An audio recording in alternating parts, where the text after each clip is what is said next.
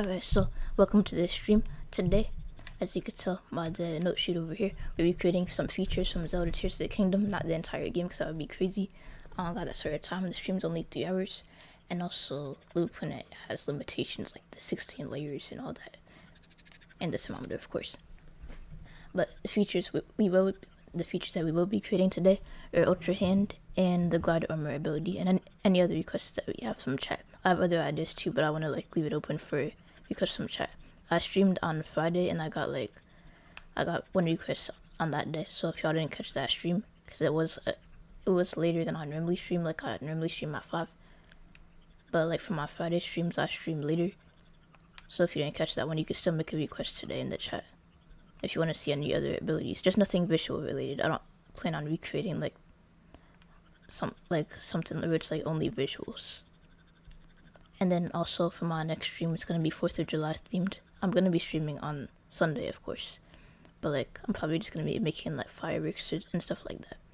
And then I also might stream on the Friday, but it will be at a later time and it won't be scheduled. So if you want to catch it, then it's gonna be later than normal, a few hours later than normal. If you can't make it, I'm pretty much just playing my own levels, like my 4th of July levels, which I already have a video of on my channel in the unlisted videos playlist. So yeah, this is the plan. Alright, so Ultra Hand, we're gonna be doing the movement and rotation and the visual effects, the glue. It's a little bit complex. We might do that later. I just don't want to take up the entire stream just doing Ultra Hand. And then after that, we're gonna do Glider Armor and any other request, of course. Oh yeah, also I'm wearing my Nintendo shirt. I never wore this before. I made it back when the servers were still up, but I never wore this shirt in a video. I mean, I know, because LBP3, it's a PlayStation game, so I always felt a little bit funny. I would feel a little bit funny wearing this shirt in a video, so I never wore it on live or in a video until now. But Zelda is a Nintendo game, so it's fine that I'm wearing it now, I guess. I mean, it's not as bad as wearing an Xbox shirt, but still though. But anyway, for Ultra Hand, so for the movement and rotation, so since Zelda, when you're using Ultra Hand and Tears to the Kingdom, since it does have a requested game, sure, but I probably don't own it. I don't own most games, but I might check it out if it sounds interesting. I checked out Epic Mickey because someone talked about it on Reddit. But yeah, what's your requested game?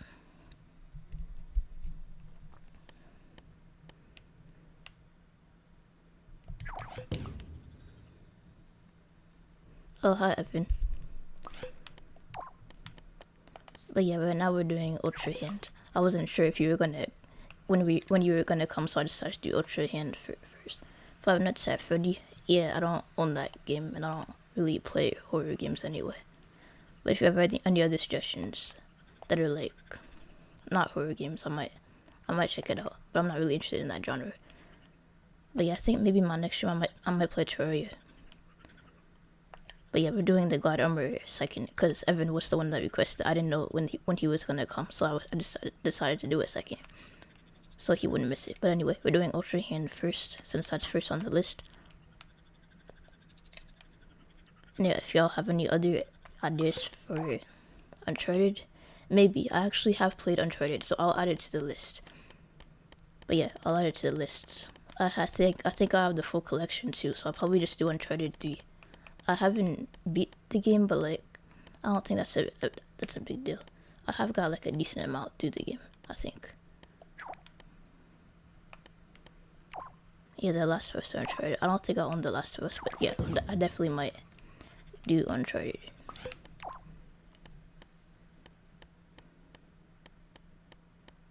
But anyway, so for the Ultra Hand ability, it's for the rotation. Is this layer 1? Okay, it's layer 4.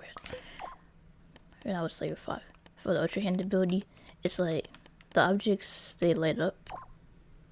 Shooting mechanics, boss fights, and luck bar. Maybe. The shooting mechanics are cool. I remember there's a trophy for getting 100 headshots. But yeah, I haven't played the game in a bit. Boss fights, I don't know if I even reached a boss fight. And the luck bar, I haven't played the game in a bit, so I don't remember. So yeah, I might do that. Alright, so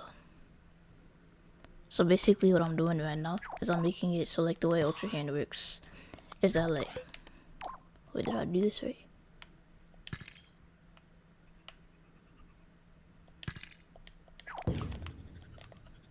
Okay, yeah, I did. So like this bigger pipe right here, we're just gonna be rotating the pipe. I guess I'll make it purple. So like to represent like the object lighting up, it's gonna be blue and then orange. You can't put color changeable stuff on the rotating disc. There isn't an option for dynamically changing the color. I think I mentioned that in my RGB color fitting video, where it's like certain stuff you can't change the color. Like sticker panel, you can't change the color in play mode and create mode because it has two options for like one color and then another color when off. But like certain stuff doesn't have that. The decoration mount doesn't. But like I found like a workaround with the RGB tweaker, but like that workaround does not work here. So this is gonna be when it's selected. This is gonna be, wait no, this is the orange is for when it's selected, and then the blue is like when you're in ultra hand mode. So now I just have to glue all this together after I do the logic. And obviously in Zelda there's like a different rotation. The axis for rotation is different, but when it's a 2D game, so I'm just doing like a different axis of rotation.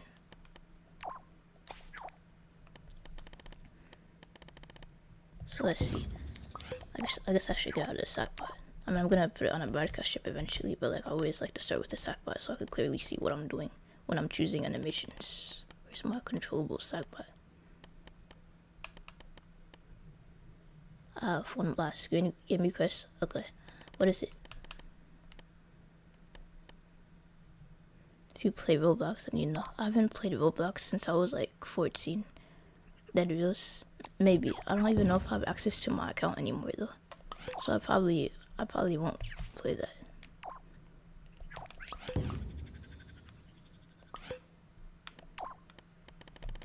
Yeah, I don't think I'm gonna be using this controllable sack, but like I said, it's really just for animations. But yeah, if you have any requests for like Tears of the Kingdom abilities, then yeah, because we only have 2 things to create right now, besides my own ideas, of course. Oh wait, I don't need an animation.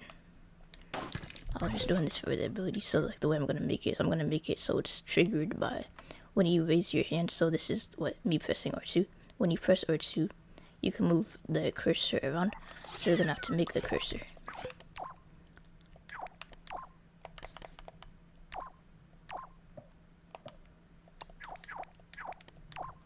So there's like a line sticker, I think in the doodles section, or the designs, one of those.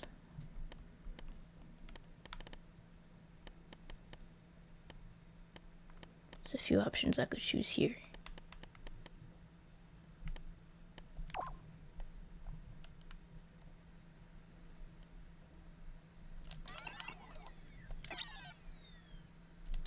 Yeah, it was already off center. It looks off center.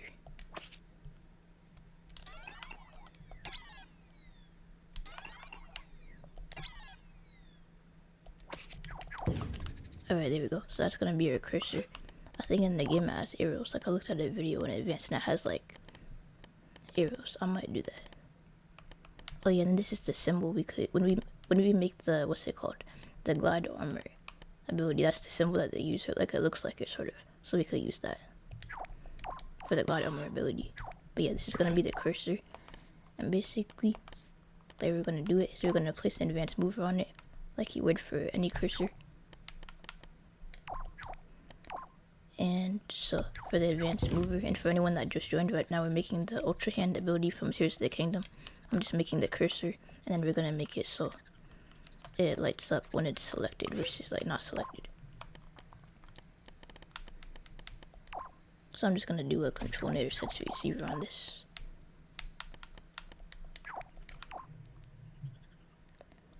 And then yeah, this should be controlled by the right stick. So let's right stick. Sometimes when I'm rushing, I accidentally hook up this one to the wrong one. So like I might accidentally hook it up to the bottom and then wonder why it's not working. And then it should be triggered by R2.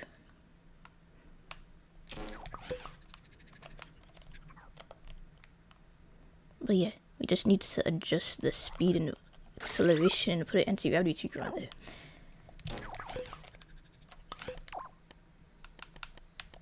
So the anti-gravity tweaker makes it so it doesn't like float off when we're not moving it.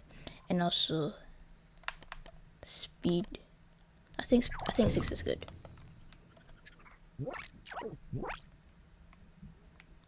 Okay, yeah, this is good. Now we just have to place a tag on it.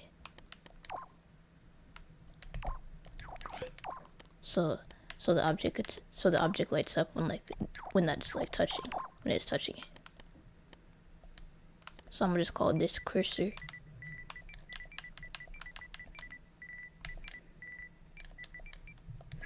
Oh yeah, and I forgot, before I continue, because I did this before anyone was actually here. So like I already said, we're creating Ultra Hand and later the glider more ability and any other requests from chat. But my next stream is actually going to be 4th of July themed. I'm streaming on Sunday. But like we're just going to be making fireworks and like hot dogs or like any other food. I'm going to be improving my Sackboy ice cream. I might be making other ice cream. And I also might stream on Friday. I'm just going to be playing my levels though. Like my old 4th of July levels, which are technically already on my channel in the unlisted videos section. I also recorded my most recent 4th of July level on my gameplay channel, GP Plays. But yeah. So the cursor should be something that like turns on and off, so. Also, do y'all have any plans for 4th of July? Like me, I'm going to visit some relatives out of state that I haven't seen in like years.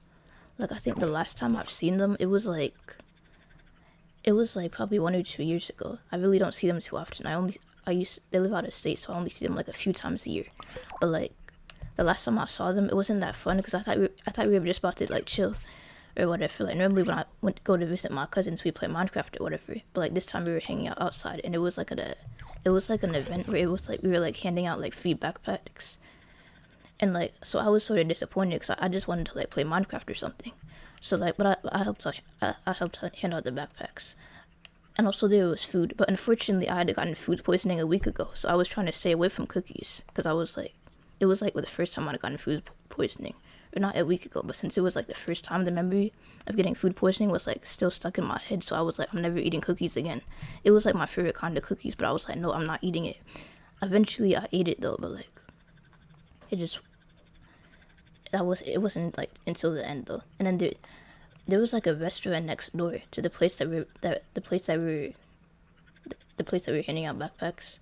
So someone got food, but then one of the people that were getting the backpacks, they stuck their hand in the box. Some random lady, she stuck her hand in the box. Like I guess it was our fault because the box wasn't closed. And also I was like sharing the food with my cousins, and one of them was 5 and didn't understand the concept of double dipping.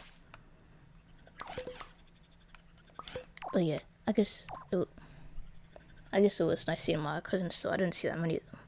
You probably go to a fireworks show or something. Yeah, I don't know what my cousins are doing, but I guess I'll just do whatever they're doing. I normally go watch fireworks at my friend's house, but I won't even be in the state. But anyway, what we're doing the cursor. So we're gonna place hi Gambo.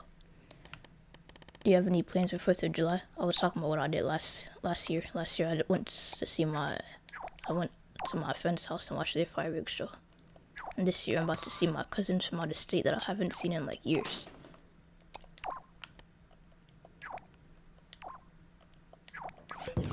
Okay, so this is for when it's not selected, and this is for when it's selected, if I remember correctly.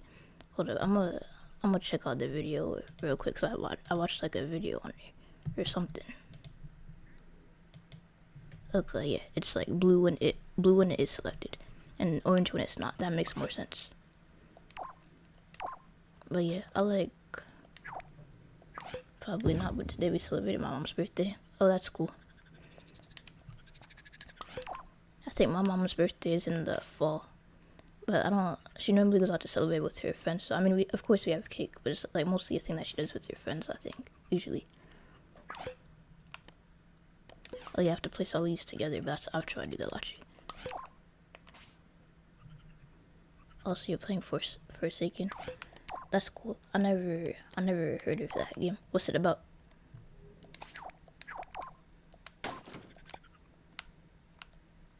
Just placing this in a microchip so I have more room to do the logic. Also, I need to set it to Stabilize circuit board, yes. So if it's rotated, it won't rotate the circuit board. So the blue is when it's selected. So I'll use a tag sensor.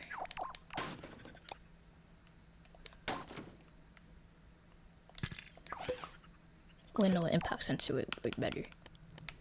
Because I could select when the cursor's on any part of the object instead of like just the center.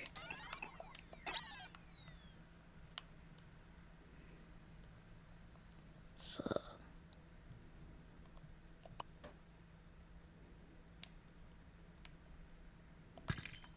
okay, yeah, this is good. It's a horrible Roblox game which you have to fix the generators and try to survive. And the killer, you need to kill everyone. Oh, I might have heard of that then. I think my neighbor was playing something like that because my neighbor plays Roblox. At least he used to. I don't know if my neighbors still play Roblox, but they were playing it a lot when I used to go over their house. Alright, so impact sensor set to include touching. Include touching pretty much means that it will detect stuff like sticker panel. Stuff that doesn't have like physics by default. Let me just test to see if that actually works on sticker panel. It should.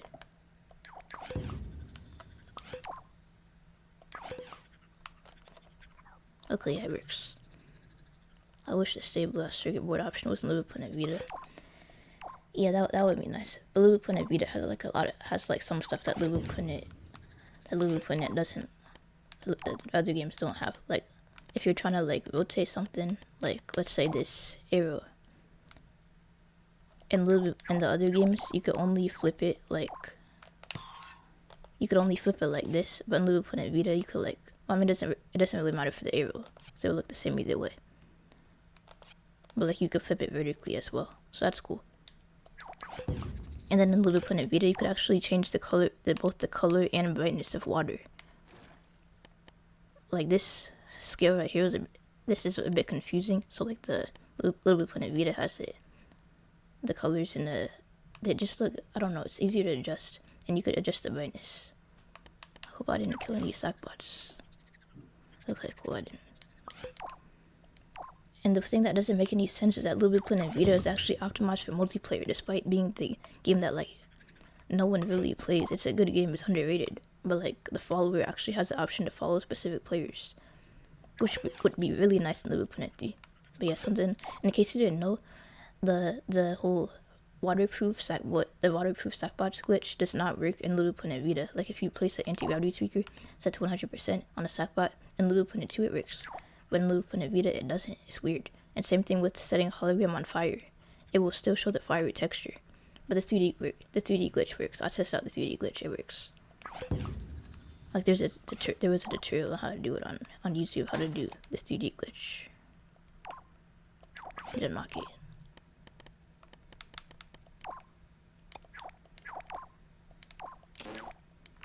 I think I do anyway. Let me test this out.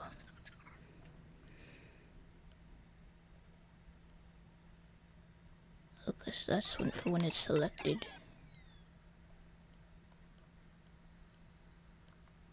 Oh, I just remembered something. I have to have two separate opacity tweakers. This is something I figured out like a long time ago. Back when I was in high school, I was trying to make there's this ditch from across the street. For some reason, whenever people come to my house, they want to swim in it. Well, not swim in it, but either jump across it or swim in it. And I'm like, no, you're gonna get your shoes dirty. I don't think your parents would want that. Like, if I'm like supposed to be keeping an eye on you, you shouldn't do that. But like, anyway, there's this ditch, and I was trying to recreate it, like the opacity of the water. I was trying to make it so the water level rises and lowers, and for some reason, I didn't think of using a piston. I was just using different opacity tweakers for each water level, and I found out that this whole not gate trick doesn't work unless like it's like 100% and 0% opacity. I found loads of glitches with LBP3 exclusive differences and features, but I haven't found the time to share most of them. Maybe you should on your channel, because you said you were gonna make videos like after you finish with summer school, right? So maybe you could like make like a video covering like the glitches or whatever. It could be like a quick thing. We just talk about like glitches and the differences and stuff. That would be cool.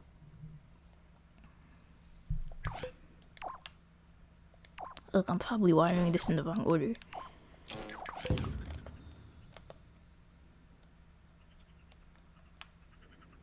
Let me test it out though. Okay, I think I wired it wrong. Let me... Wait, no, I wired it correctly. But yeah, this, and then this, for this one, I have to...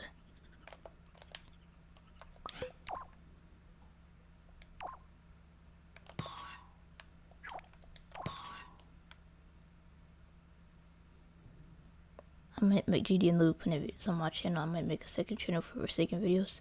That sounds cool. Oh, GD is Geometry Dash. Yeah, I noticed like a lot of Little Bit Planet players play Geometry Dash. I never really got into it though. Like I like playing sandbox games or like puzzle games or like adventure games.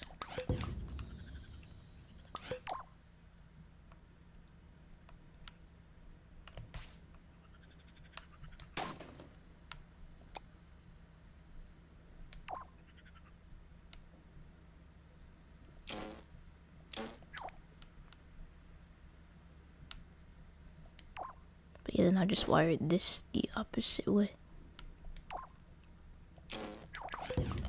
So like basically only one of these should be active at a time.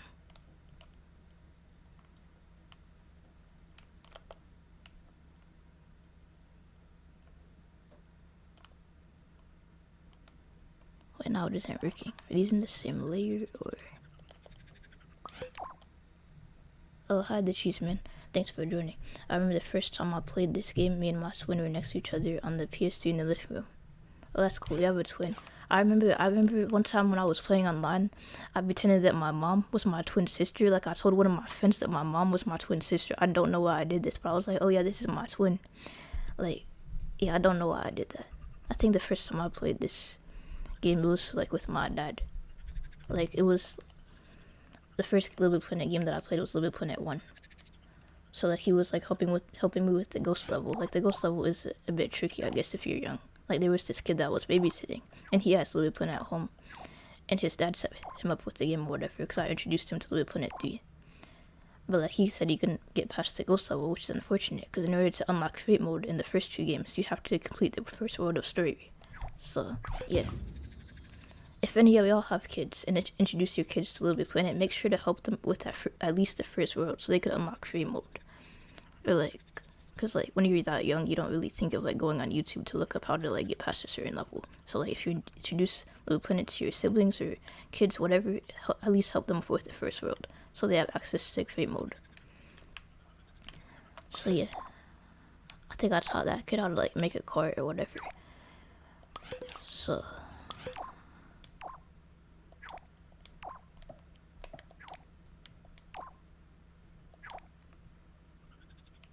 Trying to see why this isn't working. So I have the cursor right, and then do I have this set to detect tags? I do, and it's set to include touching. Do I need to set it to include rigid connections or?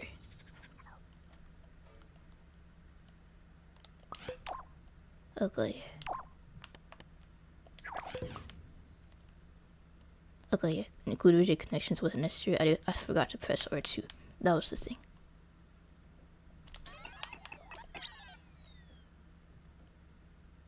Okay, yeah, it works. Now I just have to put all this together. This is when it's selected, it's blue. When it's not, it's orange. So now I just have to put it together.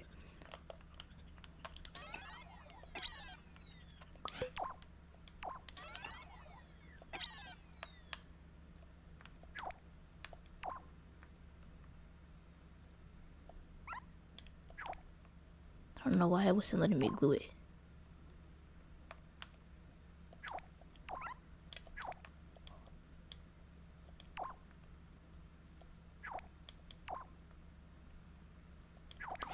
I guess I'll try the event glue tool.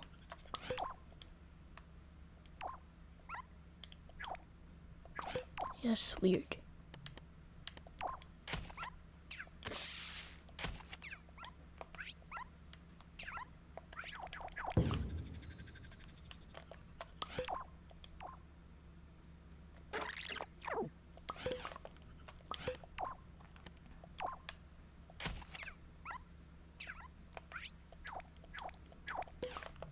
Okay, I guess I could just use another piece of sticker pen to glue it. That would work too.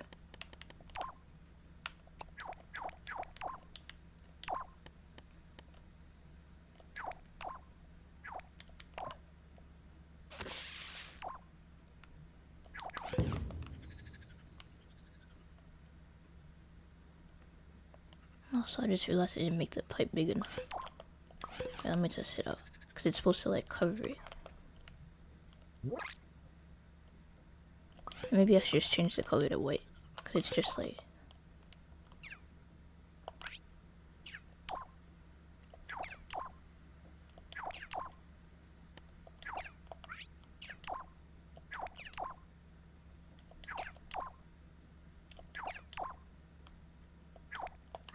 Yeah, I guess I'll change the color. Instead of setting it to purple, I'll just set it to white or something. So the color shows better. Okay, so that's. Where's the R2? Okay, there's my cursor. So it's orange or white when it lights. So it's orange. So it's blue when it lights up.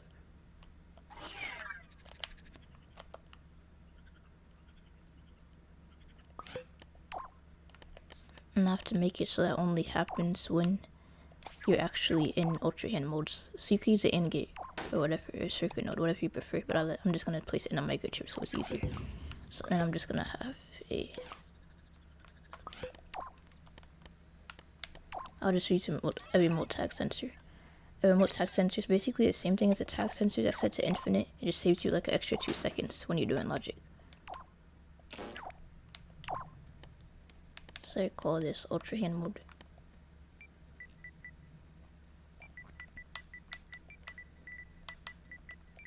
So when you're in ultra hand mode, what's the object called? The remote tag sensor. It originated in LBP3 and Vita for the cross controller pack, but it's basically pretty much you could use it without having a PS Vita.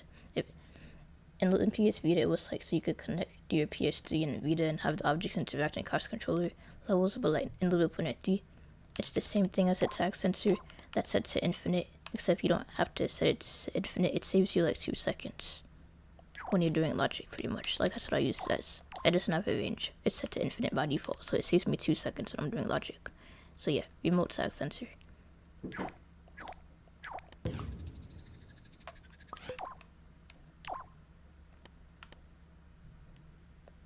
The object I use, not the logic. It's not an object, it's a decoration. I know what you mean though. The bronze pipe. It's a small bronze pipe. It's from the ziggurat theme. But yeah, I'm just using a decoration so you can rotate it in more than one axis.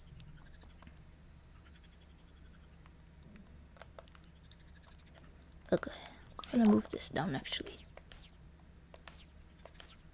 I don't know why all my logic is up in the air like this when my character is on the ground.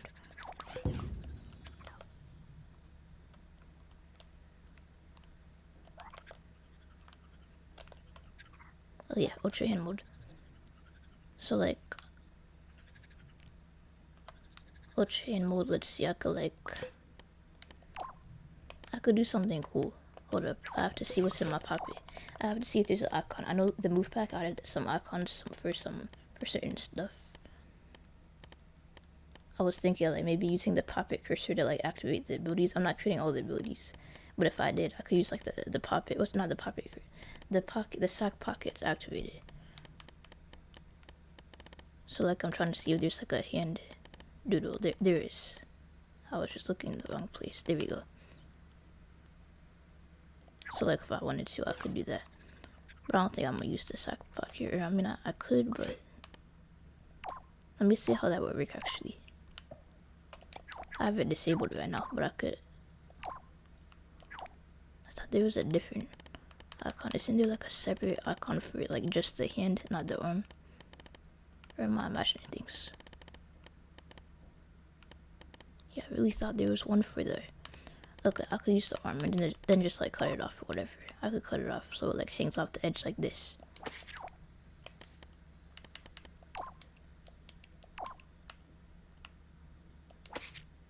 Okay, yeah, that looks right. And don't also set it to purple, cause why not? And then I want to see if I could save that as a power up, just to like activate something. Okay, wait, what's inside this? Okay, nothing. I'm gonna use this then. Need a remote sack sensor. I'll set it to ultra hand ability.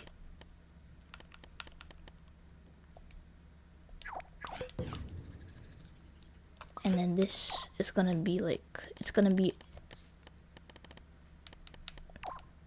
isn't gonna actually be a power up. I just wanted to like, I wanted to show up in the sack pocket because I think that would look cool.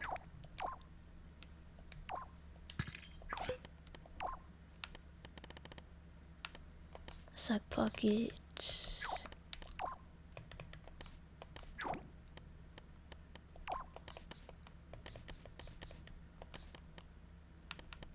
There you go. Okay, it's already enabled. I could disable the organization, but like basically I just want to be like, it would be cool if that popped up as an icon.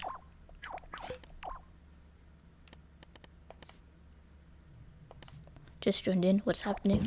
Hi, thanks for joining. So basically what we're doing right now, so as you can see by the title, we're recreating features from Zelda Tears to the Kingdom. Ultra Hand is something that like, it would be crazy to have a stream like this and not create Ultra Hand.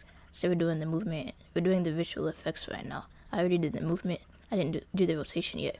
And then after that we're doing the glide armor ability, which was requested by Evan, Little Big Planet, and any other requests from chat. And my next stream is going to be 4th of July themed. I'm still streaming on Sunday though. I might also stream on Friday, but it will just be me playing my own levels. So yeah, right now we're doing Ultra Hand. I'm trying to, let's see, what am I trying to do? I'm trying to see if I can make it like activated by the sack pocket. I've never done something like this before.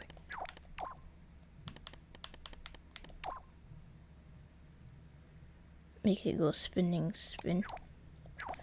But now I'm just trying to make it so it actually appears in the sack pocket.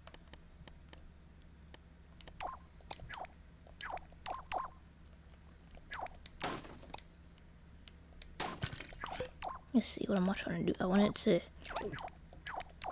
don't want it to actually like be visible.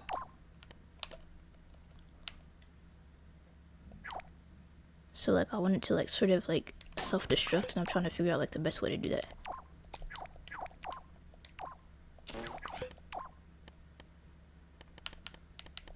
It's the only time you'll see me doing logic outside of a microchip, because it's apparently not very efficient.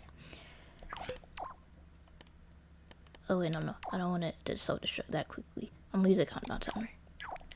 Or a count up timer, I guess. So if it counts up for like that many seconds, and then really not used to doing logic outside of a microchip, it looks weird. And then Ultra Hand mode. And let's see how this looks. Just a simple request. Can you do a fighting sackbot, something similar to Tekken or Street Fighter? Maybe. How about PlayStation All Stars? Like, you know, with that game with that Sackboy in it. Would that work?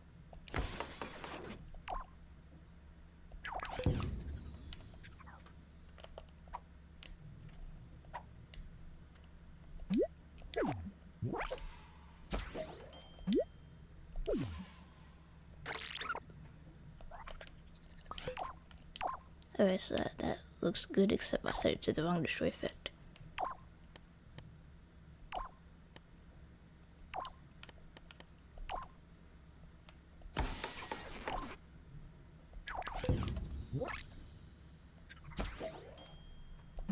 Basically, Smash Bros. Yeah, I'm fine with that. Okay, yeah. I might do it. We might do it. I'm not sure if I'm gonna do it as part of like this series. I might. That would make sense, but if not, I'll just do it for like one of my other streams.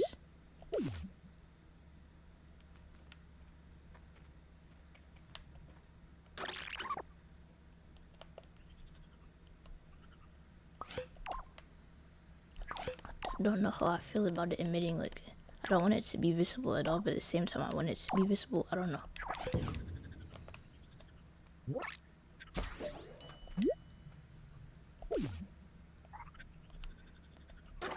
Either way, it's not a huge deal. But yeah, basically I just wanted to activate and then permit and then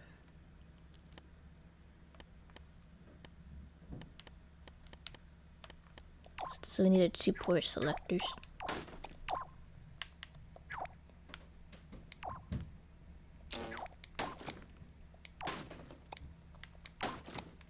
Wait, no, we don't want to cycle. Let's say this is, by default, it's off, and then when you do ultra hand, and then when you cancel, when you press the cancel button, or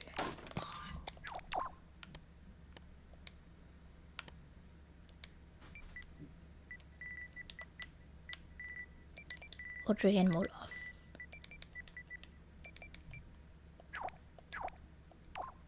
And that's gonna be something I didn't set up yet. I'm gonna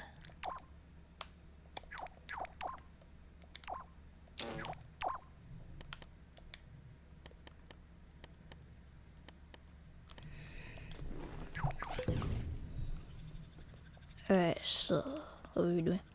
Oh yeah. Let me see if this actually works though.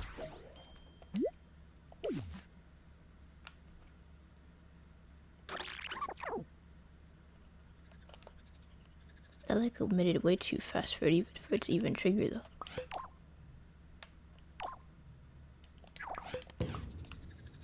Okay, I'm gonna edit the power up and see what happened.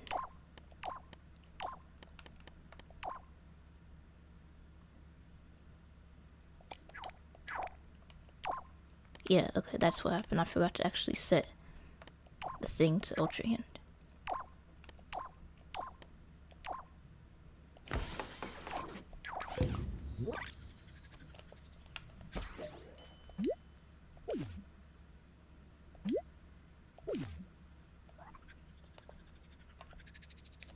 Okay, I'm gonna test it out one more time. If not, we could just like trigger with L1 or something. Like we could always just like do a menu. I just thought it would be cool.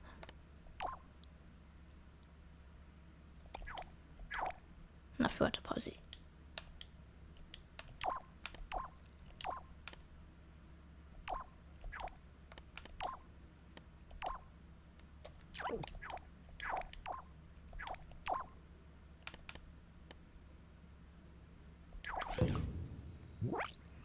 You found a glitch in the Loop 22 tutorial? What's the glitch?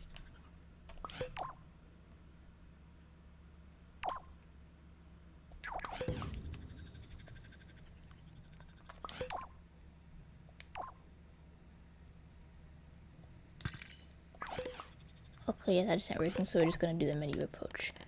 We have a menu that's following the player.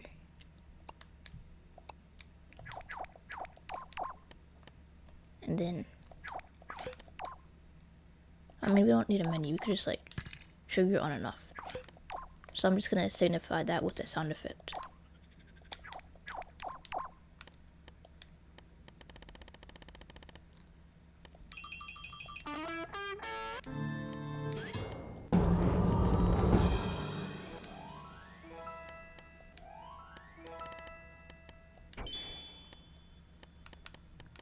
Sound effect doesn't really matter, so I'm gonna just do that one, I guess, just so I have to save time and I'm not late.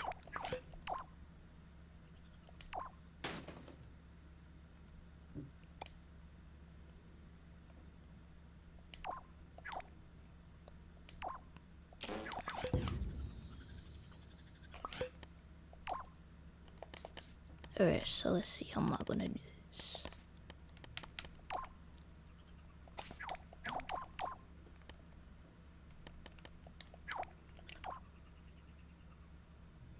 Basically, if you undo all the logic, then the tutorial will show up. Oh, that's cool.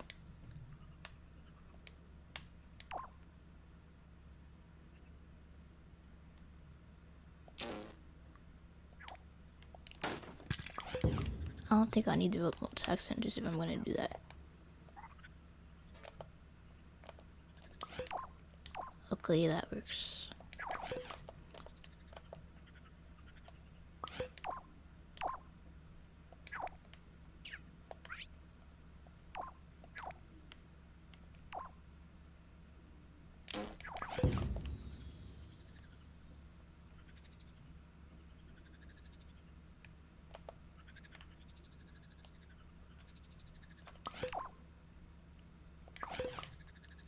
Okay, so right now I'm just trying to see why is it green? I guess both colors are doing it at the same time, but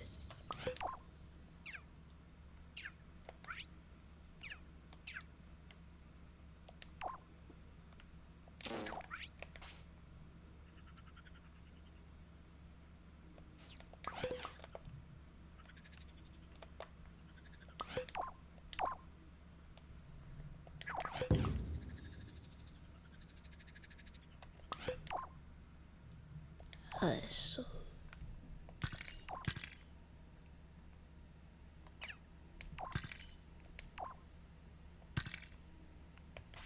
I accidentally disconnected something that was important, I think.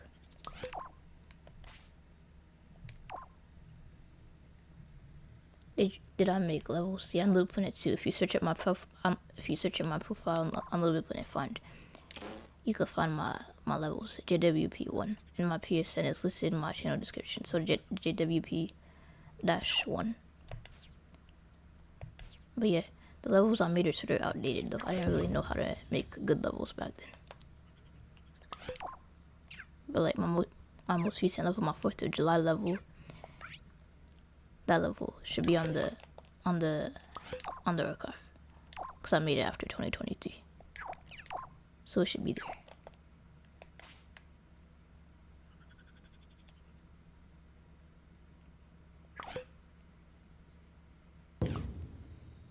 Oh yeah, looks like I'm gonna have to use the Andy after all.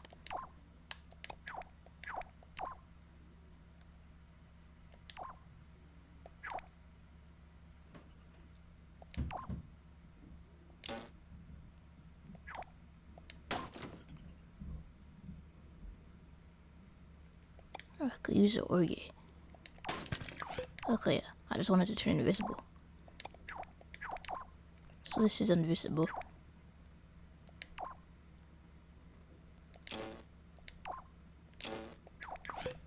And I'm just gonna make it so when you're not in... Oh yeah, and if you want to see my levels, I'll probably be playing my 4th of July levels on my next Friday stream. So on 4th of July, I'll be streaming. It will be later at night though. I don't know what time zone you are, but like for me, it's like 5:43. So the stream will probably be like... Actually, I don't know if I'll be able to stream on Friday. Now that I think about it, I just said I was going to visit relatives. I don't know what time I'll be home. Yeah, so I don't know. I might stream on Friday. I might not. But either way, my levels, I actually do have a collection of my levels. Like if you check the unlisted video section, the unlisted video playlist, you can see like my 4th of July levels, all of them in one video.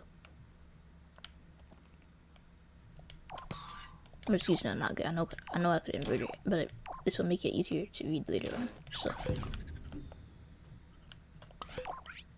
alright, there we go. Seems to work.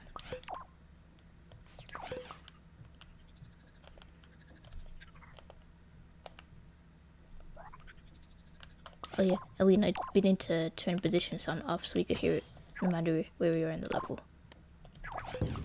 Okay, so right now we are in ultra hand mode.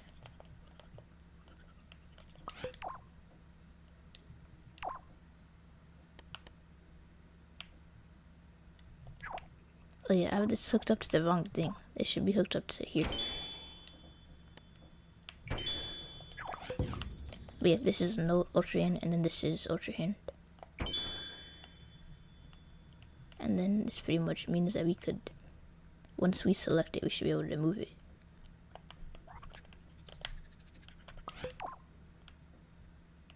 I'm actually just gonna have L1 turn it on and off, I guess, at least for now.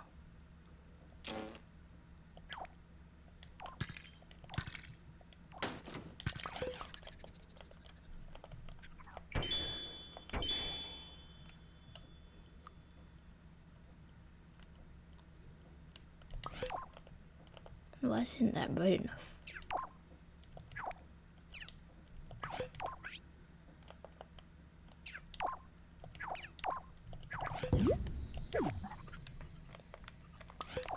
But yeah, the blue isn't showing up right. Don't know why.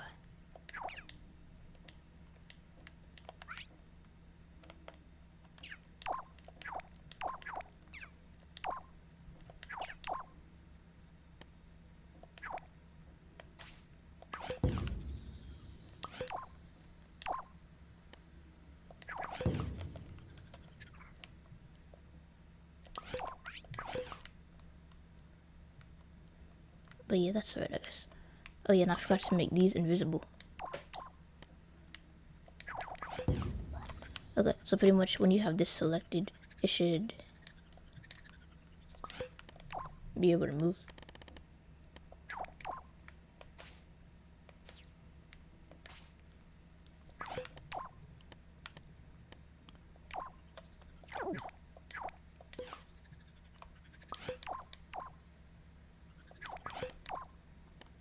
So yeah, I'm gonna do the same thing I did with receiver, control runners, player.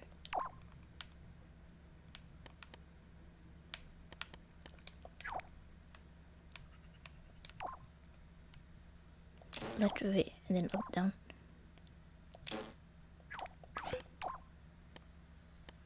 And then when it's selected, we have to make a separate tab for that on the cursor. So when you press a button, so probably like the X button. X is jumping, so I'll just disable that. I don't think we need to jump for this.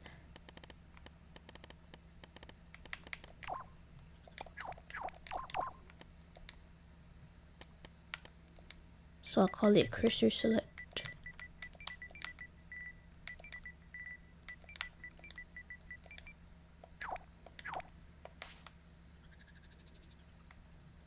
So yeah, so when you press X, it selects the cursor, and then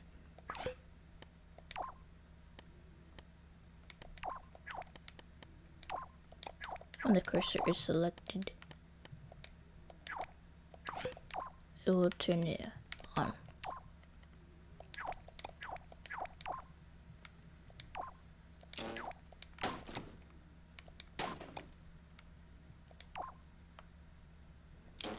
At least until you press circle, I guess.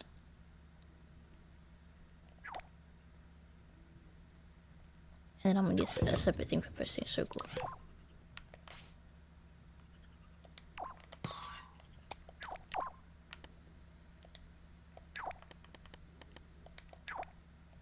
So I just changed the color so I don't have to do nothing crazy and I have to disable the stack pocket. I was originally gonna use that, but I was like, no.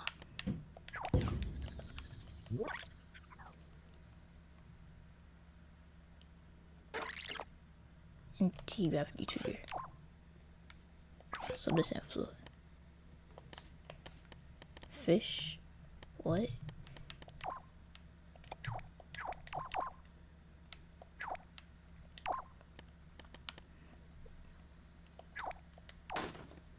I actually did make like a fish at one of my children fate streams though. Okay, but anyway, 40% Sherik.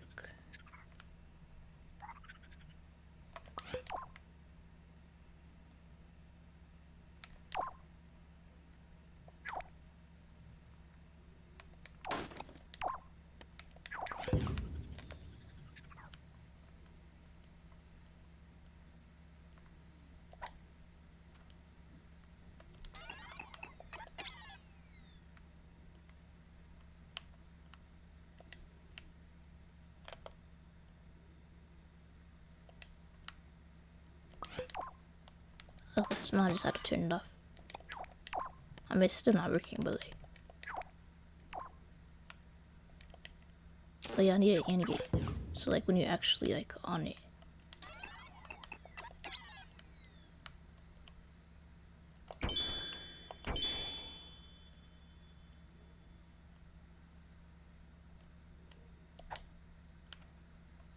And of course these should be the same speed. And it should probably be set to follow the cursor now that I think about it. Yeah, follow would make way more sense.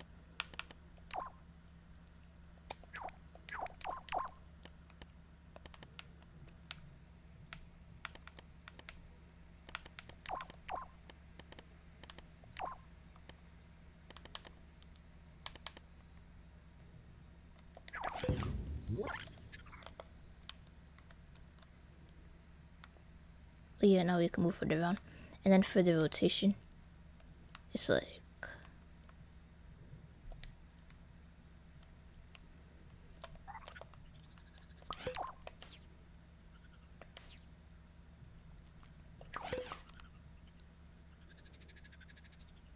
I forget how the rotation works. I think it's the shoulder buttons or the back buttons. I don't use Ultra too much. I'll use it for like side quests if I need to or whatever.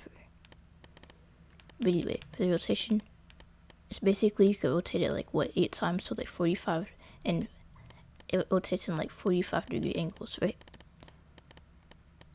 So it could represent that. It's probably a few different ways to do that. But for the the rotation in one axis, and then oh yeah, the icon for that. For when you're rotating an object, there's like an icon for the axis of rotation.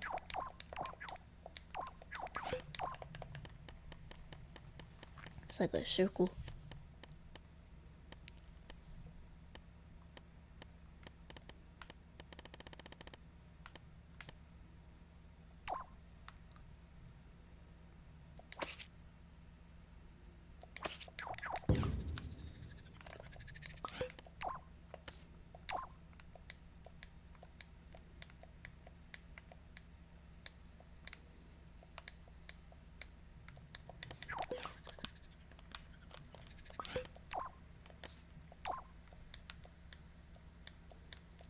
Don't know why it's not. Let me pick it up.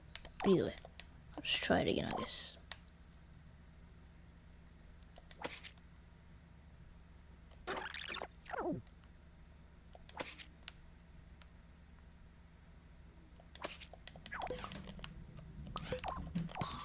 And I'll copy and paste it and delete one. Hopefully it lets me delete it this time.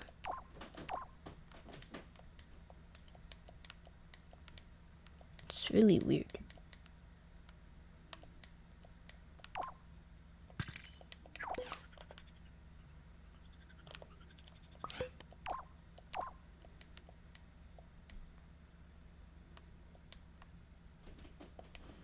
Okay, I'll just do the sticker cover thing, then we'll do that.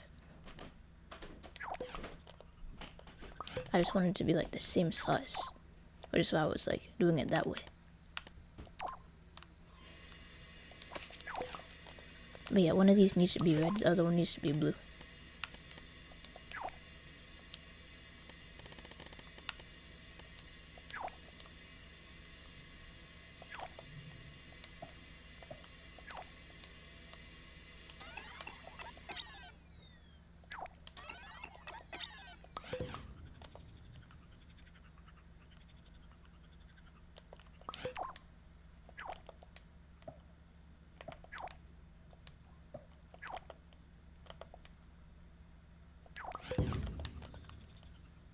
But yeah, in the game it sort of looks like this. It's not centered, but like...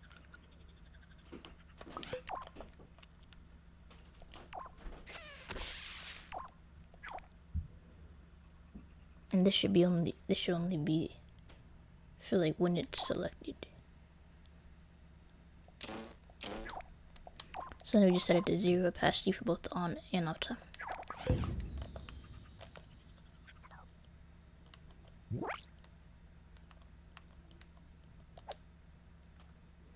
And we of course need to glue this. But yeah. So far it works though.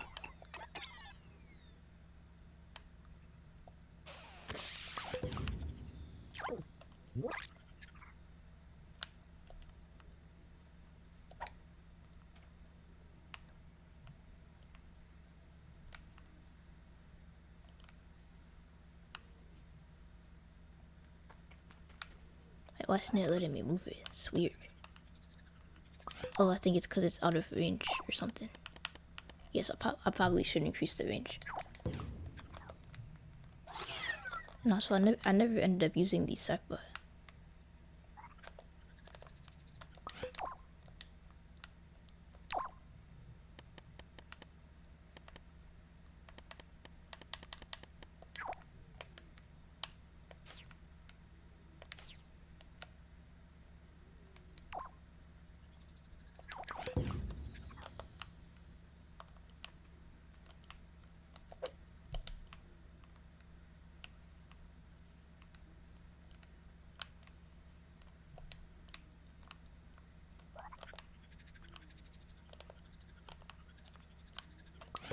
Okay, so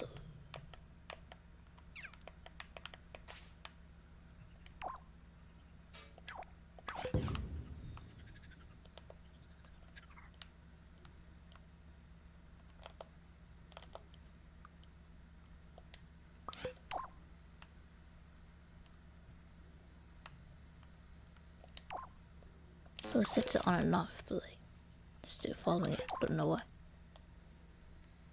I'm gonna delete this for a second.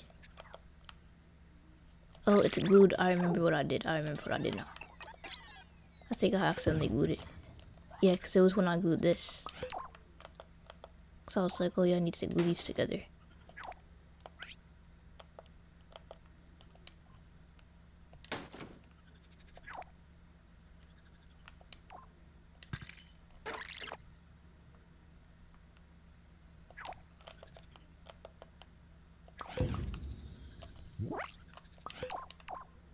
But yeah, these two.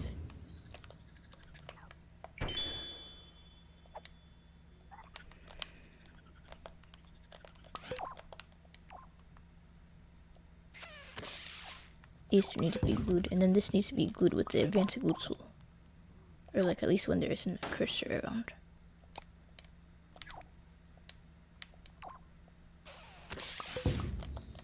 Alright, there we go.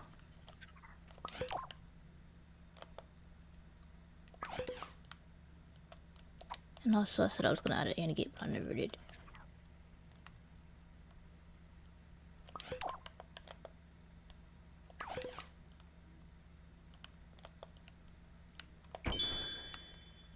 I'll have to fix that, I guess. I guess I have to add an anti-gate for the other thing as well.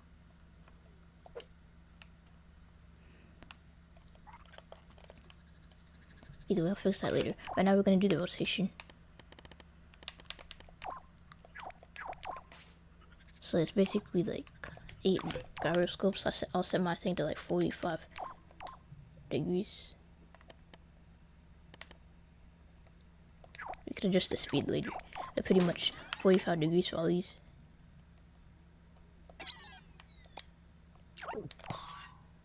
And we just have it like cycling between it.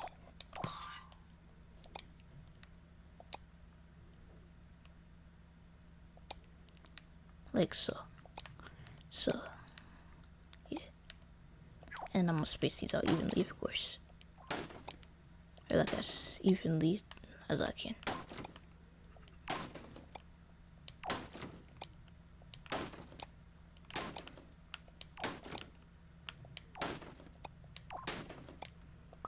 And then I'm gonna just use the selector, select.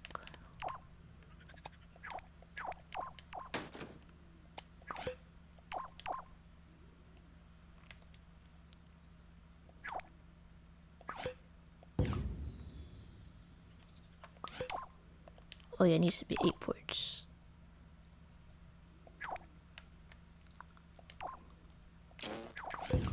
So then we just wire these in order.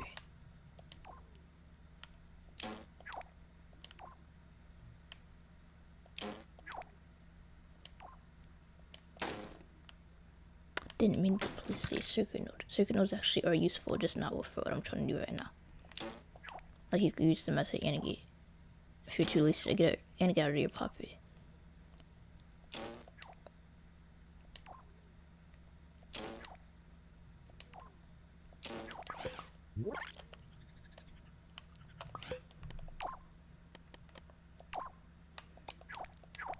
Okay, so now we're gonna make it so when it's actually selected,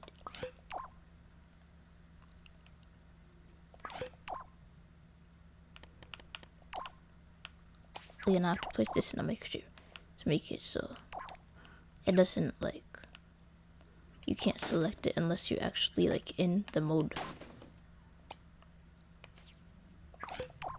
So like in ultra hit mode.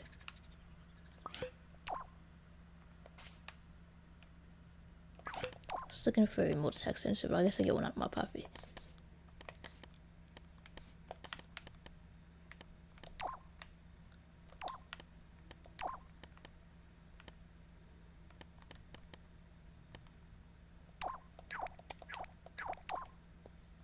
So when you're in ultra hit mode, and let's say you have it triggered by, I guess, R1, I think. We're gonna have to do at least some more logic gates, like not gates and stuff. I forgot about that. So you press like R1 to cycle through it.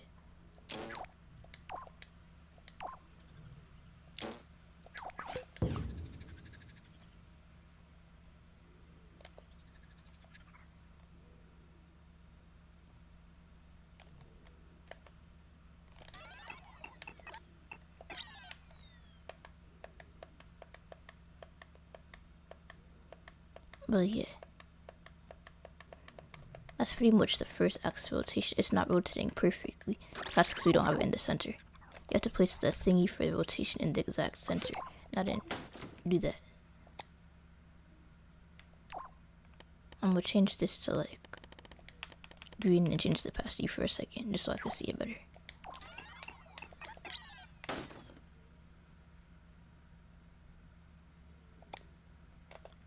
Alright, there we go. So now that's the center.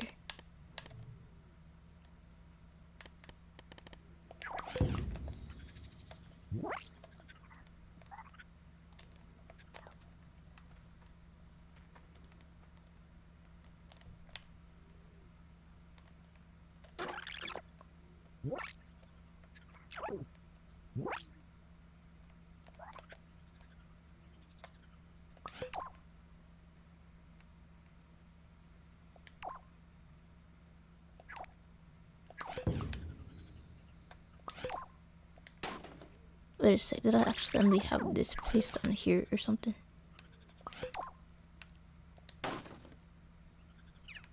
Okay, yeah, I must have. Okay, now I'm going to center it again, that's okay.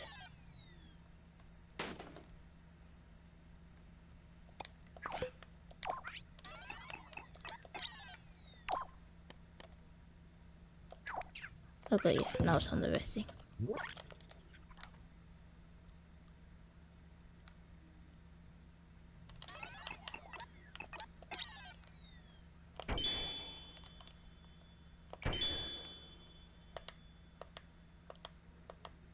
But yeah, now it works. Oh yeah, the sound effect. Because if I remember correctly, there's like a sound effect for rotating it, right?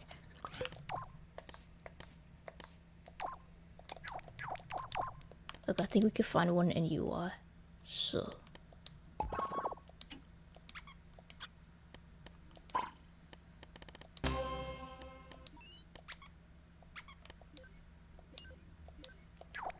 We'll just do this one for now.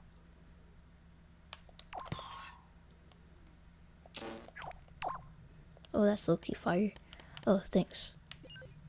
Okay, then position sound off, because the position sound makes it so you can only hear it when you're near the object. I want to be able to hear it like full volume all the time. So. Okay, the reason we used a what's it called? A rotating disc. So we could do the other axis of rotation as well. Use the brilliant LBP3 creator. Thank you.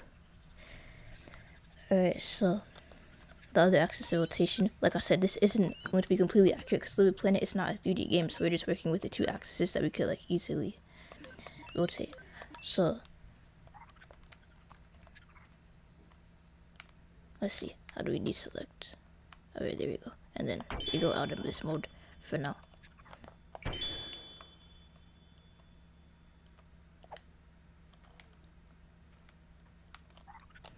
But yeah, the other axis is pretty much. Well, let me do this outside of the circuit board for now so y'all could understand how it's gonna work. So if I take the pipe, I'm gonna do it on that. I'm gonna put all the logic on the actual object, all the logic on that object in a second. But I just want to like see like proof of concept or whatever.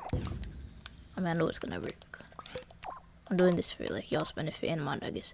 So like centered, it should be centered. Something that a lot of people don't know. Okay, so some people think the object animation tweaker is useless, but the object animation tweaker, it's not just for objects. Like there are a few objects that work on it, yes, but like the object animation tweaker is like meant to be used with the rotating disc. But like I don't think they mentioned that in any game tutorials. Like I'll show you what I mean by that. So like you have to place the, in order for the object animation tweaker to work on the rotating disc, you have to set it at a speed of 1. Or anything other than 0, really. And then after that, you could like do any fancy logic you want with it. So in this case, I'm just gonna do a counter set to 8, since there's 8 different angles. Let me see if that will work. Okay, yeah, that works. Of course, you want it to be a bit smoother, so we're gonna use a timer So let's see 0.5 work. Not 0.5, wait, is this 0.5? Yeah. So you're just gonna set this to positional, so like it's not like an instant thing.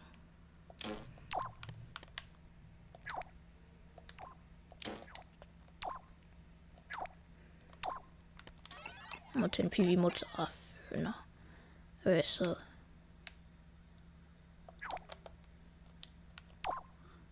one second. So yeah, 1 second should make it be smoother. Okay, and then we just make it reset when it reaches the end. But yeah, that's pretty much how it's gonna go. We just need to do it for, we just need to,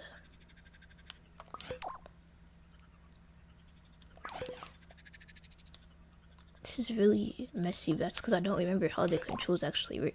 I'm just gonna do L2 because we don't have L2 in use. But like we should really be using like an annotator or not get or something. But I just don't remember how it works because like I said, Ultra Hand is not something I use a lot. Like I only use it when I have to, like for the side quest. Like I don't really build much in any game except for Little Big Planet. And even then, I'm like doing logic, not really building.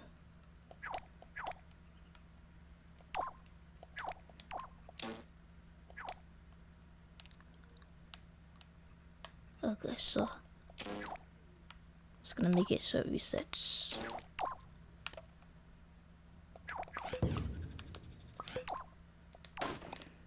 And then let me just organize this a little bit. Alright, there we go. And I'll do a control native set to receiver and just use the L2 button, since the L2 button is the only button we're not using. Since I'm not using an indicator, I don't want to use any logic gates right now. So I don't even remember how the actual game works. Okay, so yeah, that's how it is, and then we just put it on the actual thing.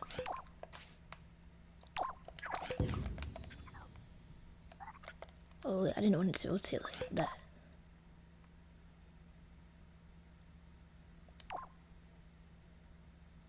It's interesting.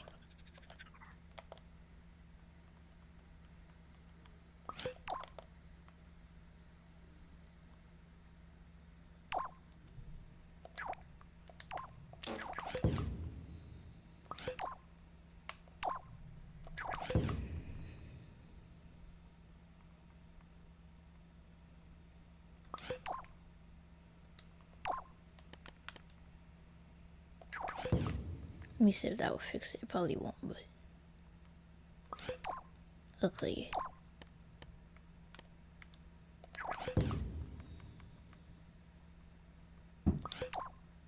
Alright, so there's another way we could do it since that isn't really producing smooth movement. We could do the same thing we did with the gyroscopes.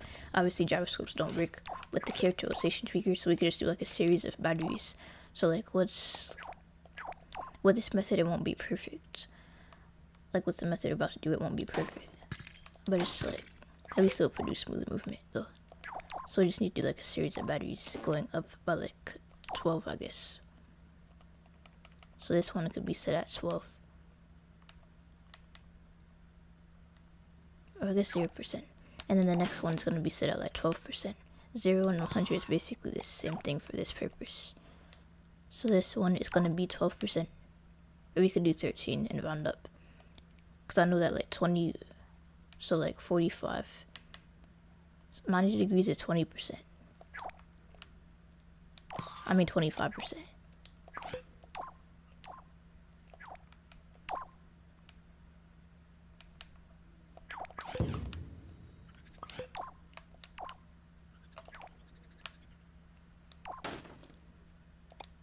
So then we pretty much just keep increasing it by like 13 or 12.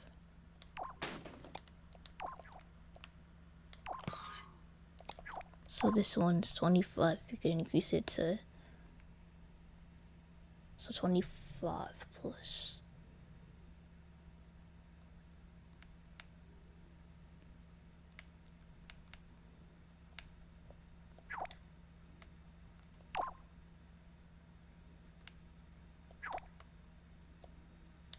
I feel like I'm not doing that math. Wait, hold on, let me start over. So we have 0, we have 12 or 13, we have 25%, and then this should be 35%, or like 37. if you're going up by 12.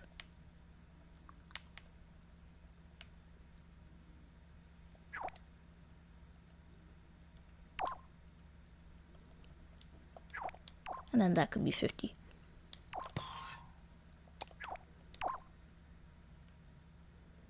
$62.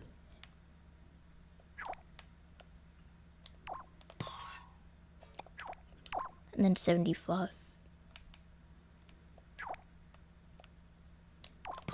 There is a way to get decimal values, by the way. I'm just not doing that today because it's not really that important for it to be like exactly like that.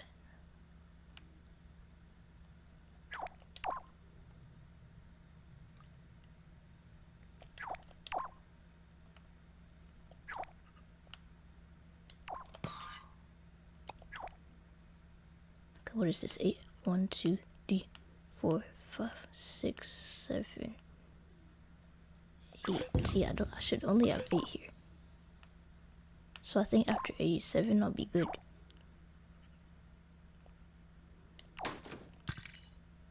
Okay, yeah, I'm good. So I just need to select between these with the 8-port selector. And then use the 8-port AND gates. OR gate.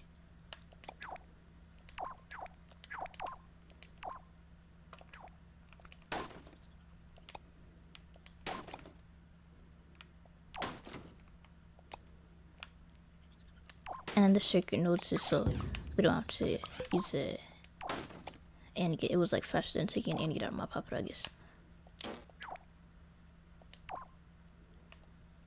So we just turn each of these on. I'm gonna connect them, that's what I meant.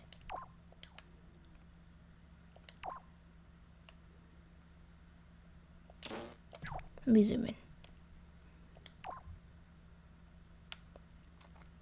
But yeah, I haven't seen my family from out of state. Like I said earlier, I'm visiting my family from out of state for 4th of July.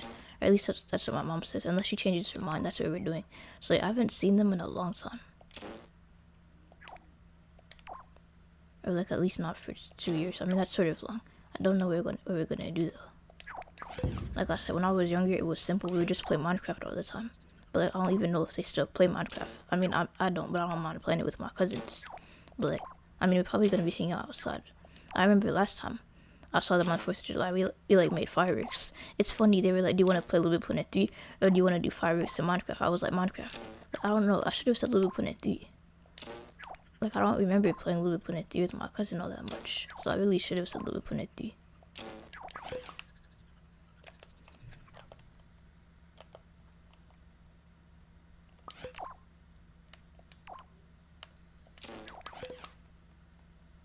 Okay, yeah, this works. And I have to use a timer to make it. Hopefully the timer doesn't mess it up.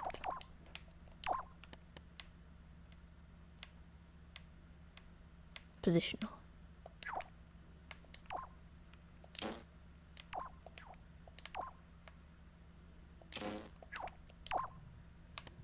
I don't even know if my cousins still play Minecraft. I mean, I know it's like technically a kid's game or whatever. I don't know.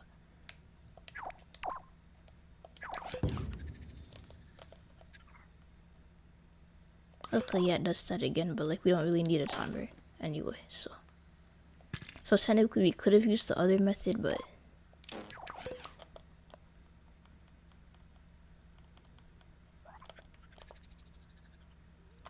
okay, yeah, this method's unnecessary, but like, so I basically wasted like 10 minutes for nothing. So it's not gonna be like super smooth like in the game, but like, I'll go back to the old method. I wish I didn't delete it, but like the old method was pretty much just a counter set to 8. Or like, this method is fun. At least it doesn't like I could do it like infinite amount of times and it never like spins around. So that's really why I use this method as opposed to the counter, because I didn't want it to like spin around. But anyway, now we can place all this logic onto all of these.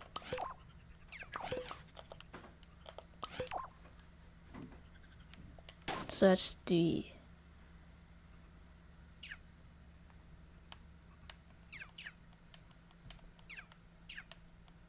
all 3 of the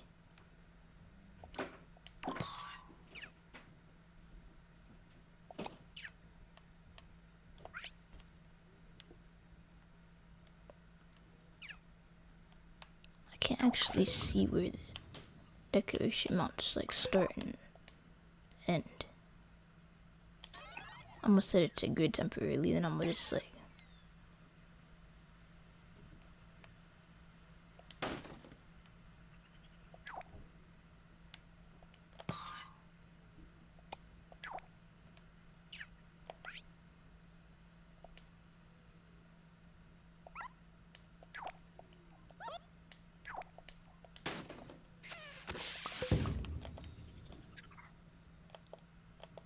now it's doing that again.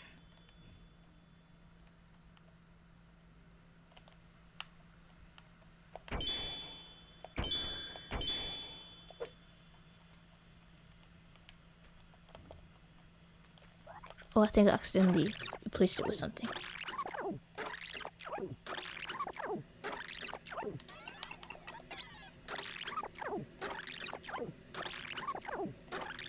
Like I replaced one of the microchips with another microchip.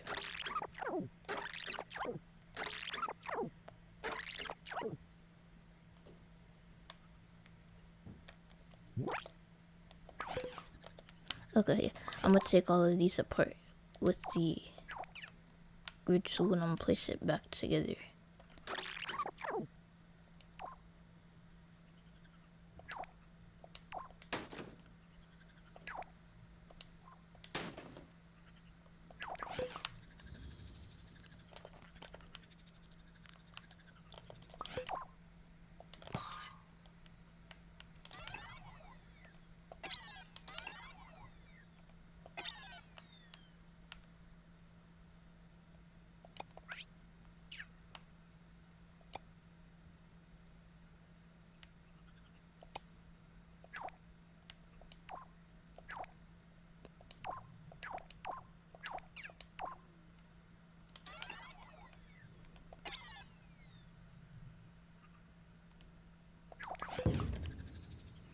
Okay, I'm gonna zoom in so I can see better.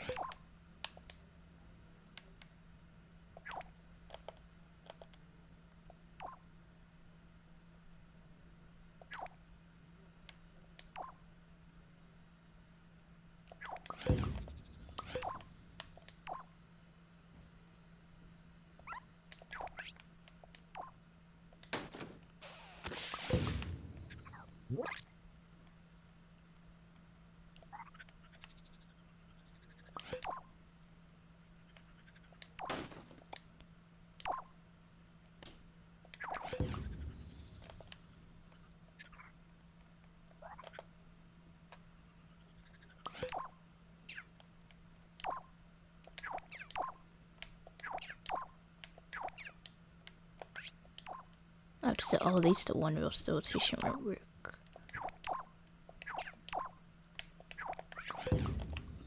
Alright, there we go.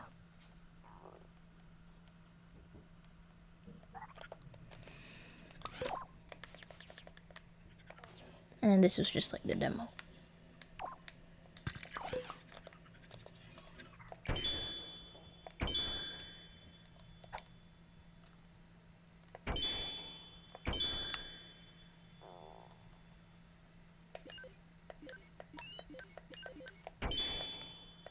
Oh yeah, and I have to do the sound effect for the other one as well.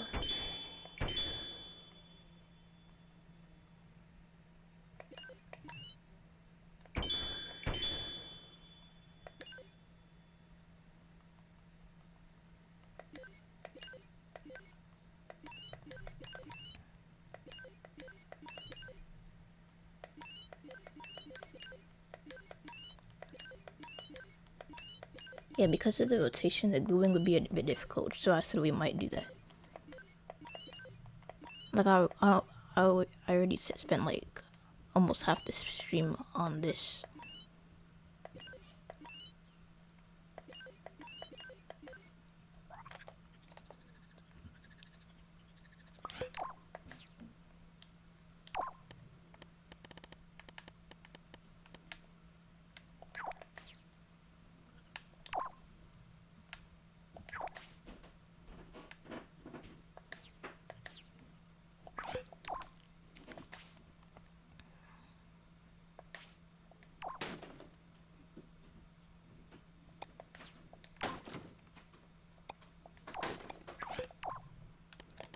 And we need a remote sag sensor, so it doesn't... I thought I already placed a remote sag sensor.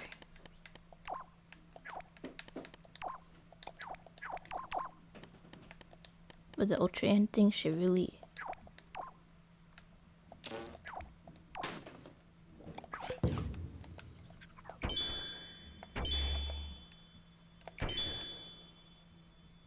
And then we need an AND gate for the blue thing. So for the blue one, we need an AND gate. Or a NOT gate, something like that.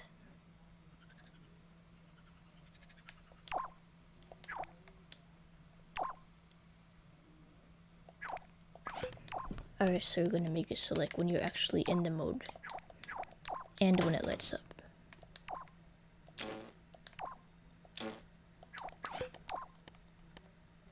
It's like when you're in ultra hand mode and when it lights, it should turn blue. Cause right now it's just turning blue when the cursor's on it. Just what I don't want.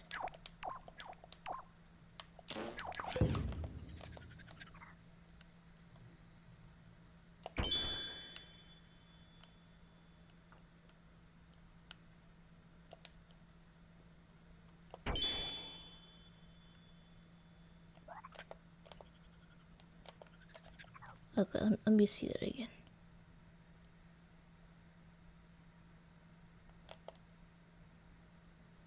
Okay, now it's turning. Now it's completely replacing it. It's also not what I want.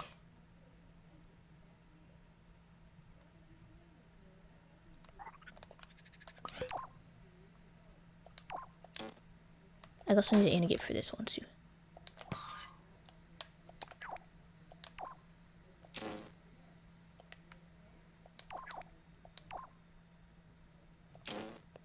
I mean, probably not, but I'll try it out. Okay, yeah, that didn't work. Okay then. So I'm gonna make it so like when you're not in the mode, so that means I'll need another NOT key. So I don't like to invert stuff because it makes logic harder to read, like my own logic harder to read.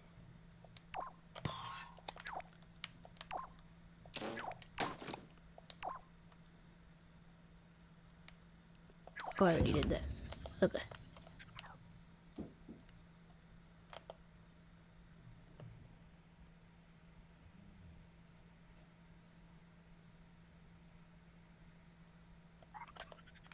I know I didn't already do that.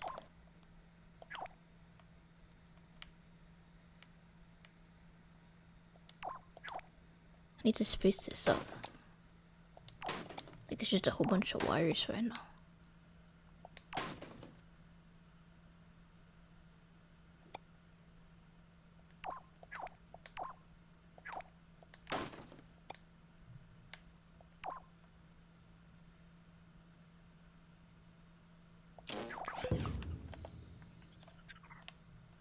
Okay, now it works. So now it only turns blue when you're actually in ultra hand mode. And you can press X and press circle to deselect it. And you can rotate it. I forgot the rotation button for a second.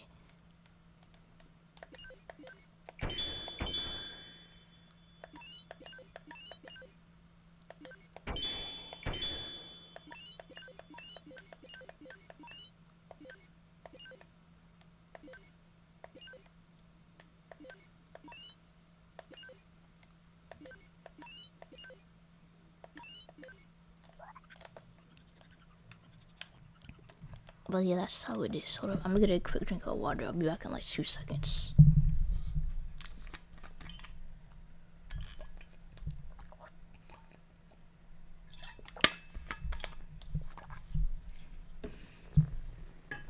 Alright.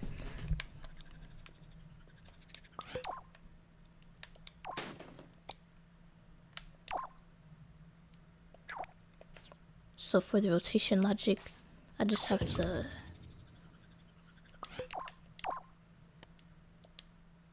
change this to cursor select.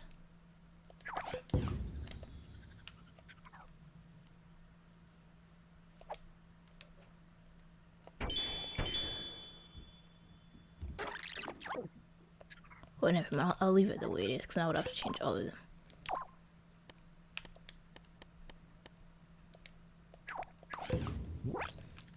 But yeah, pretty much works. So that's pretty much ultra hand, I guess. And then the whole floating in midair thing is something I'll have to turn off.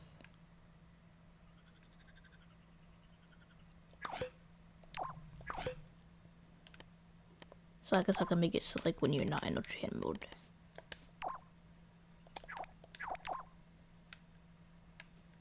Or like when you're in ultra hand mode, it floats. I mean, it's not a physical object, so that's probably why. I'll glue some cardboard to it to make it a physical object.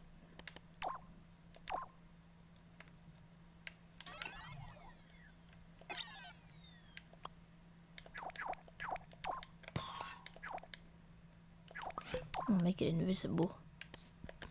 The collision, I would have to make a separate cardboard for each collision if I really wanted to. But I'm not gonna do that. I already spent enough time on this.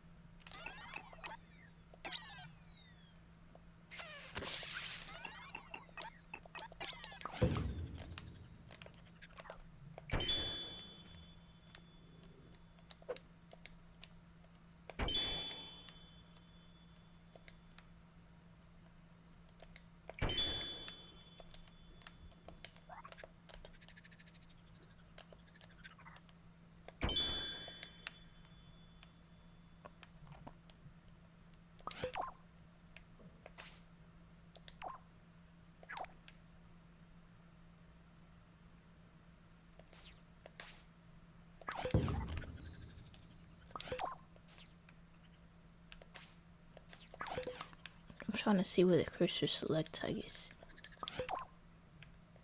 Like I have all these microchips.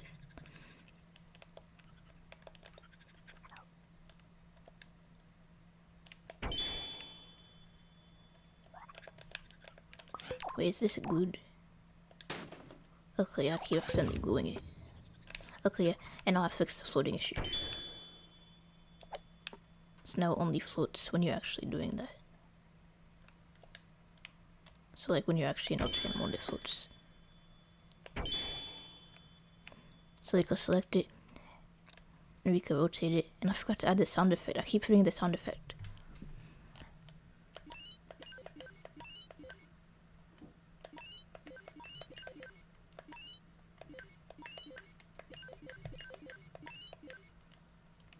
And we can move it around.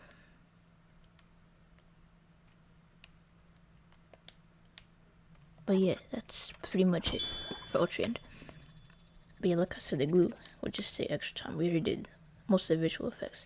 So the glide armor, we're not making like the extra armor like the visuals, but just like the ability, so like the movement and speed. So like apparently like the speed actually stacks according to like depending on like how much armor you have. So like I watched Austin John's plays, and he was talking about like where to get the armor, and also like at the end of the video he was talking about like how it like stacks. So like if you wear only one piece, you apparently do like you go 50% farther, and then if you wear 2 pieces, you go like 100% farther, and then 3 pieces like 250% farther, or whatever. So like that's so like, and also it protects you from fall damage if you upgrade it to level 2. So for that, we should just have to disable this. Or like, I normally don't delete my stuff, but like, let me just like save this to my Puppet and delete it, because I feel like if I don't, or like, I'll put it now. Let's just go over. Wait, how do we get all the way over here? Let me just put this over here.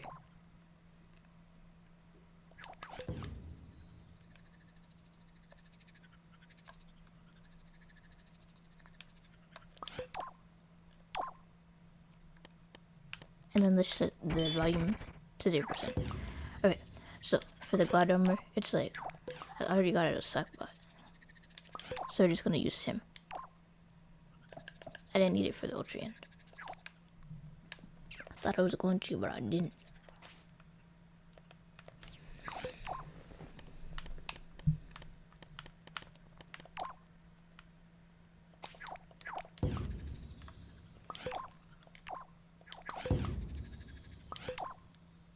it's layer 1 or not still layer 4.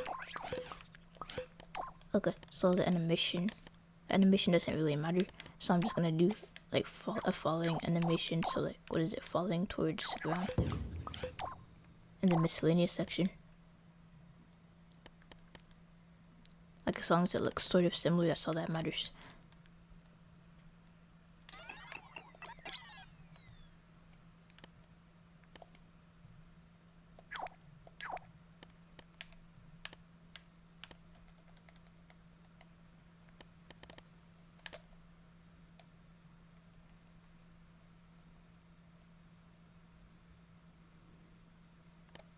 Alright, so then we're just gonna do that, and then we're gonna like tilt it like this.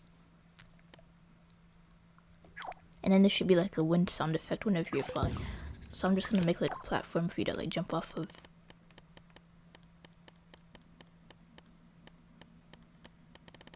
Yeah, I'm gonna just do like a cardboard thing.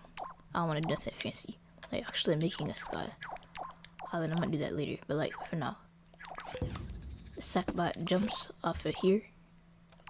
Or your Sackboy. Once I put this on Sackboy, your Sackboy jumps off of here. So to actually turn this on, I'm gonna use L1.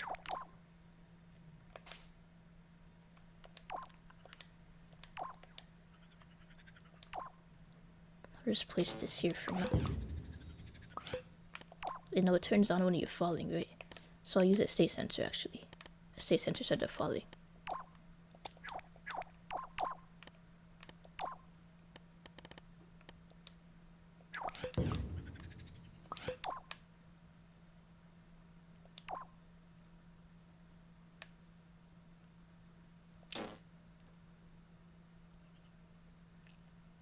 And then if you have the glider armor, you could pretty much like steer. I mean, you could steer without it, but you can't steer it like as much. And steering just means that you could like move up, left or right, up, down. So like for the left and right, that's like the in and out mover, right?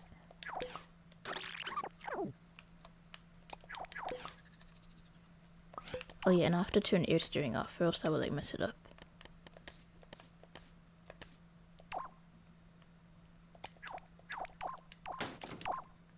So air steering. So I set it to affect only character service on the Sackbot, and then I just turn air steering to 0%. So that like normally when you're falling, like you could control where you're falling in the game, but like that would just mess up the ability a little bit. So I don't want the player to be able to do that, unless I'm like using movers to control that. So yeah, I'll do.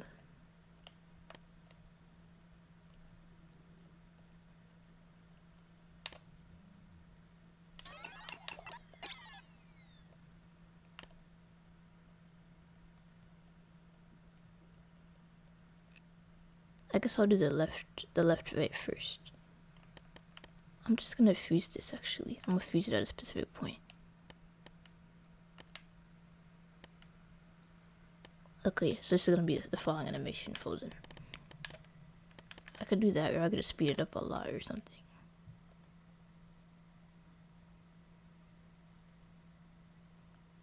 Okay, yeah, it still looks crazy.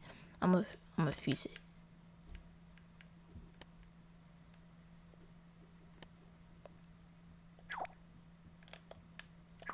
Alright, so this is gonna be like sort of like the idle animation for when you're falling.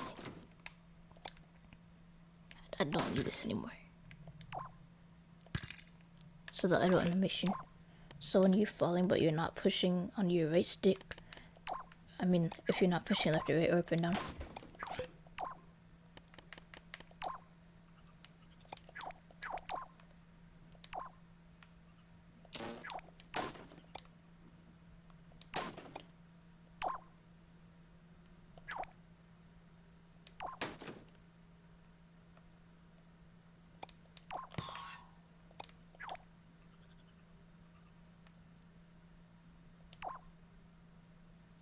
So that's left, right, and then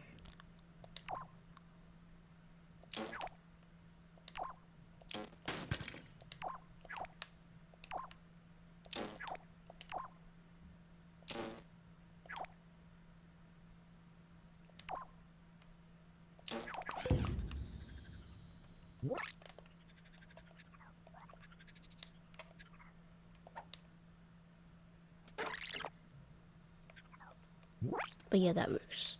But then when you're falling and you are pushing left to right, or up and down, and like a different animation should activate, and it's pretty much like the same one, it's just rotated. So let's do forwards first. So like 330, and then when you go forwards, oh yeah, and the blend times for these should be like at least 30.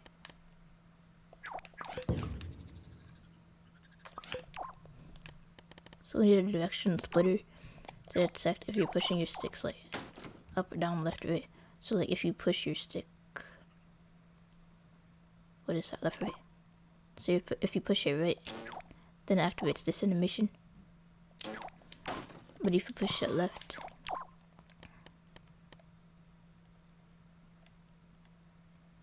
it activates, let's see, what's this one?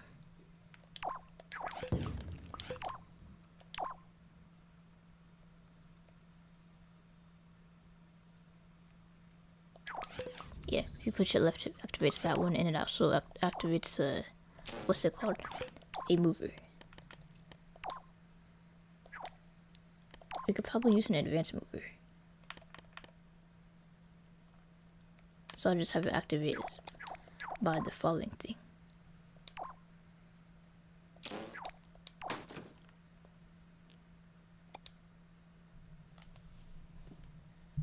Actually, a mover would actually make more sense because we're toggling between different speeds. So we're gonna have like 3 different movers. Or I guess 4. One for like when you don't have the glider armor. So like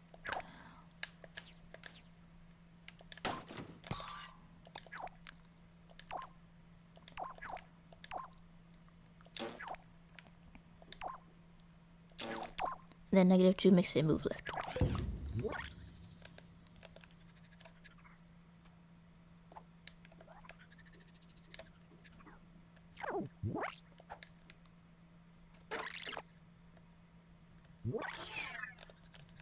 I'm gonna do something for a second. I'm just gonna invert this so I could test it without actually falling.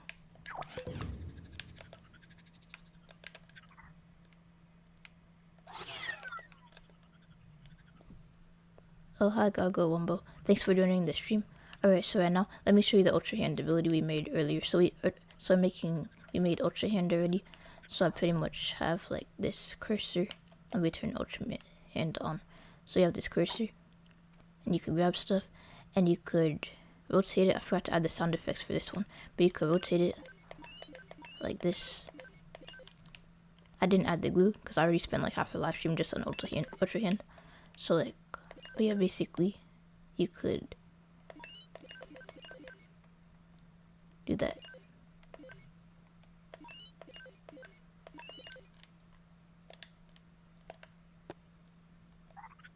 But yeah, that was the ultra hand thing. So now we're making the glide armor. So like it makes it so you can like control like where you aim.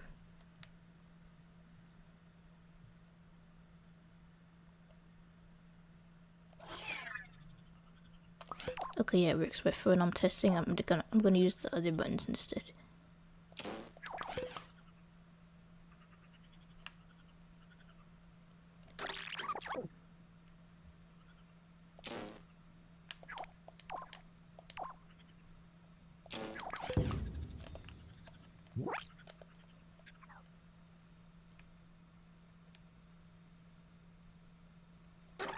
Okay, yeah. So without the glider armor, it should actually be like slower.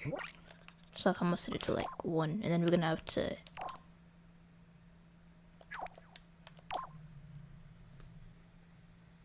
Oh, hi Risco. Thanks for joining.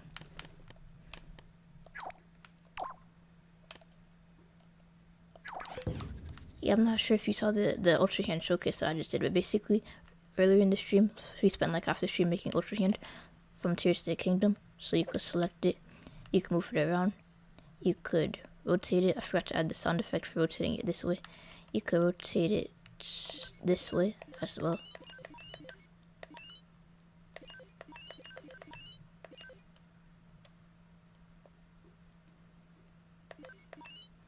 But yeah, that's pretty much it.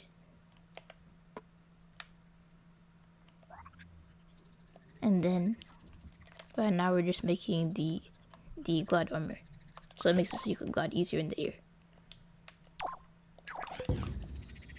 So I just tested that without actually falling, and this is what it does. Right now you could glide really, you could aim really slowly. Oh wow, that's fancy as heck. Oh cool, thanks. But yeah, I think I forgot to set the blend time to 30 for one of these.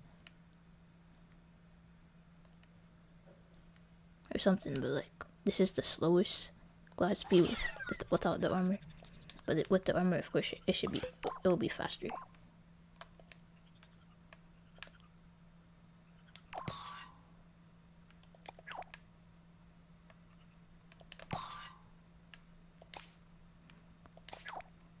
So right now I'm just like making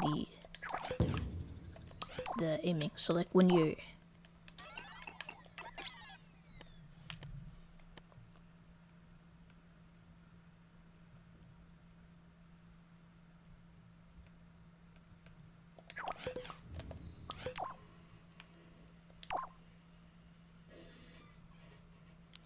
okay, and then that's left, so it's down.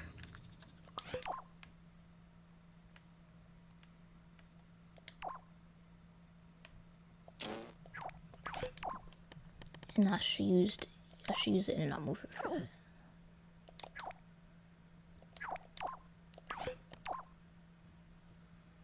Or maybe an advanced in and not mover.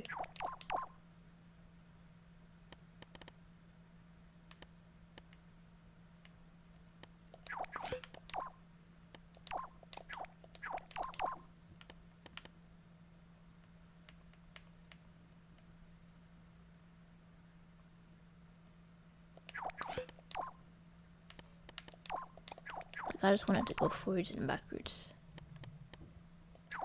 So yeah, I guess this is fine.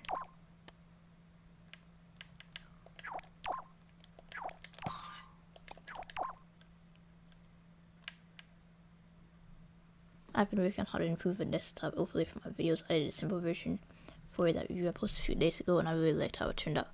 Well, that's cool. I saw that you posted it on Reddit, but I didn't get a chance to look at it yet. But yeah, I might check it out.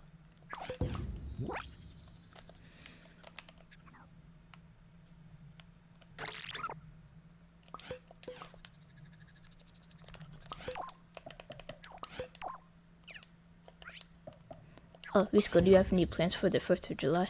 Me, I'm like visiting family, I think.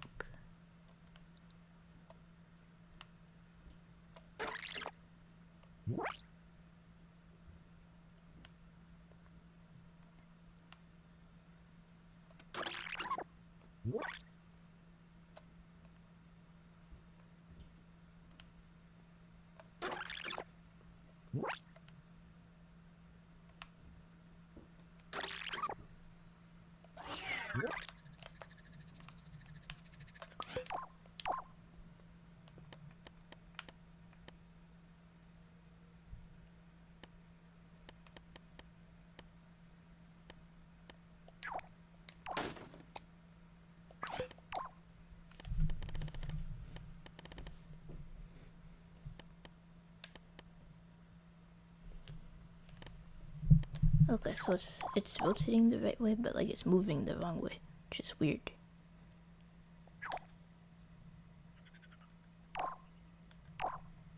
Now I got to right. Besides, they don't go in too much on it over here. Oh yeah, I forgot you're in like Japan, right? So yeah, that would make sense they wouldn't celebrate over there.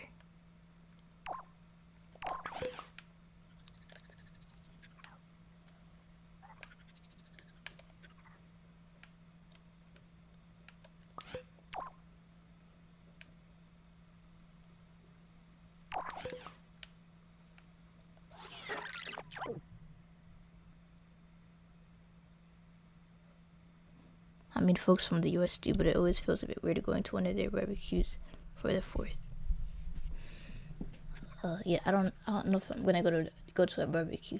I don't know if my family, cause I'm like going out of state. I'm visiting family from like out of state, but like normally, I would like go to like my friend's 4th of July thing, and so we would just like watch the fireworks. I don't know if they have food though. I hope when I go out of state this year, Like last time I saw my cousins was like in 2 years or something. But like I didn't see my cousins that I like saw like a long time ago. It was like my younger cousins, so like my cousins that are like closer to my age. So yeah, I hope when I see them, it's like they're like not too different or whatever. Like I don't know, things are different now because they're older. It's like back when you were younger, it was simple. We just used to play Minecraft or whatever. But like yeah, now I don't know what we're gonna do.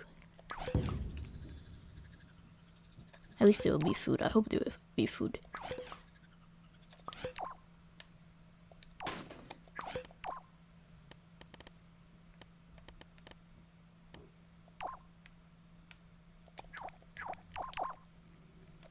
Okay, so I can set it to like a negative speed.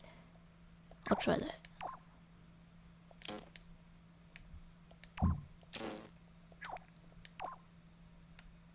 So maybe negative 100 over.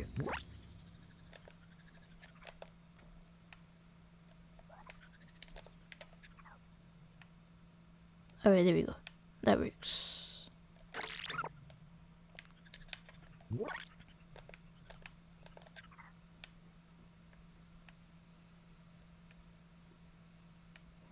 Alright, so this is like the lower speed that you could go with the glide armor.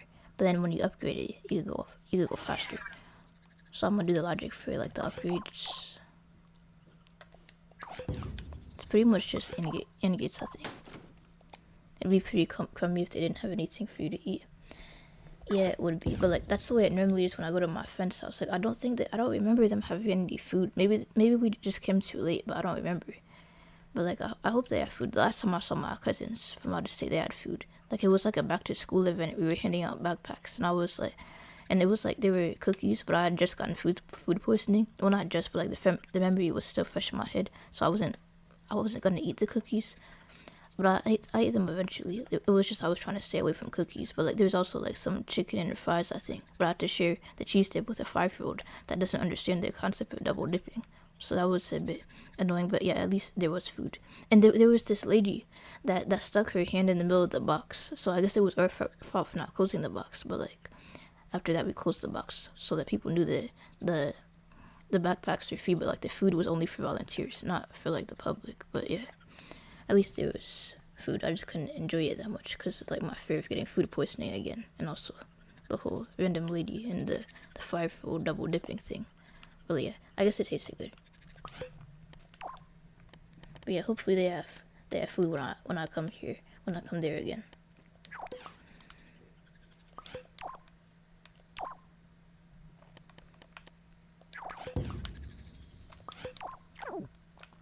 Okay. That's speed 1. And then let's say we make it go like not twice as fast, but like a little bit faster. And then the same thing for this one.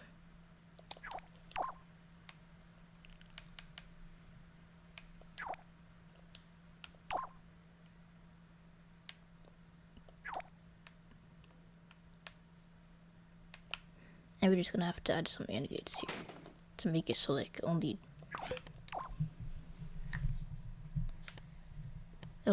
only goes that speed when you're like on the right level. So I'm gonna just do a selector set to 3.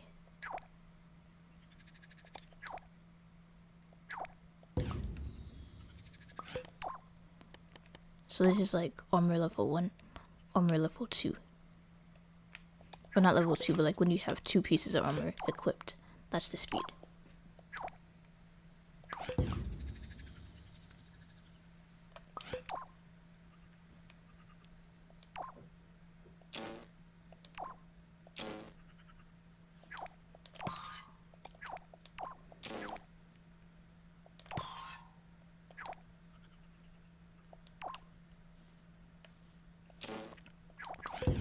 But yeah, I think the first time I went to the 4th of July thing with my cousins, it was like after elementary school.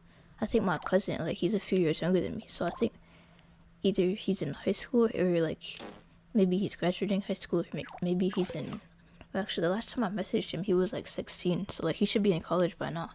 He's probably like really big now. Like a lot of my cousins like grew up like a lot. Like the last time I saw them is when they were like still in middle school, so like obviously they're gonna be like a lot bigger.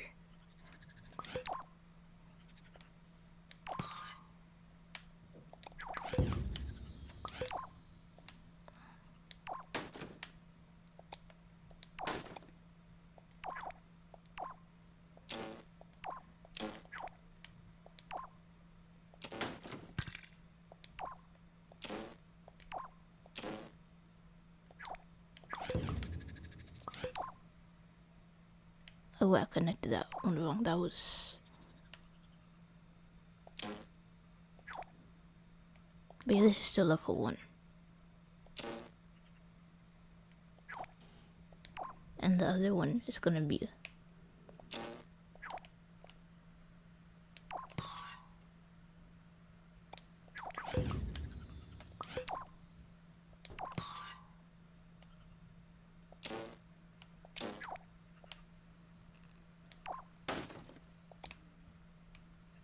level 2. And then, okay, so this is gonna be level 2.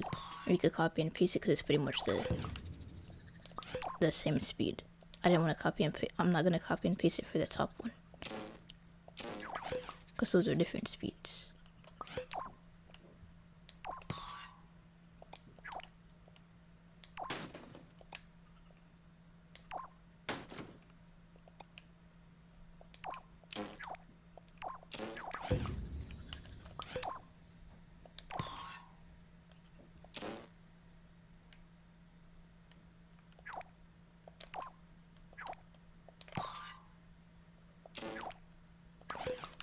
And then selector 2. Selector port 2.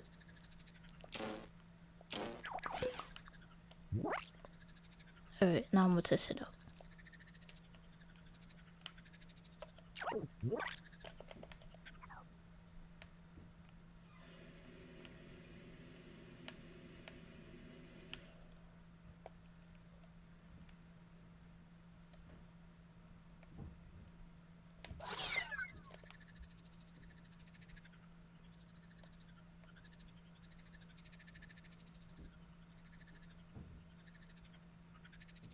Wait, now the in and out thing isn't working. Like the rotation isn't working. I don't know why. Oh, I remember now. Okay, yeah, it is working. I just forgot which stick I was using. And then once you switch it to level 2, it should be a little bit faster. Like not twice as fast.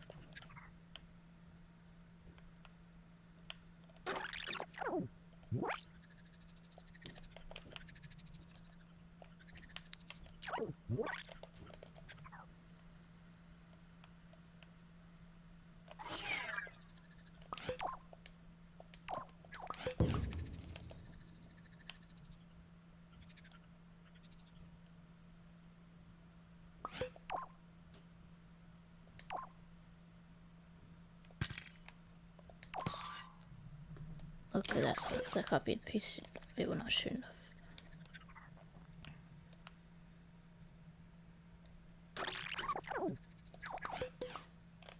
And I forgot to pause and rewind like I normally do.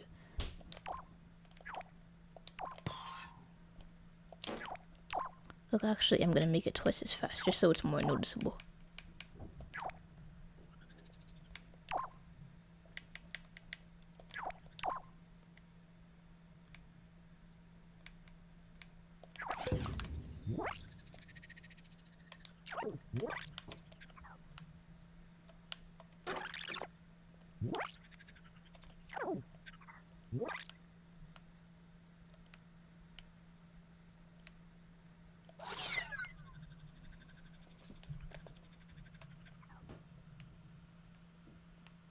Okay, yeah. It's working, at least according to the logic, so that's cool. And level 1, it's slower. Alright, so now we just have to make level 3. And we have to do, and then after that we'll do the actual logic. That was, the selector thing is just, I'm just using it to like demo it.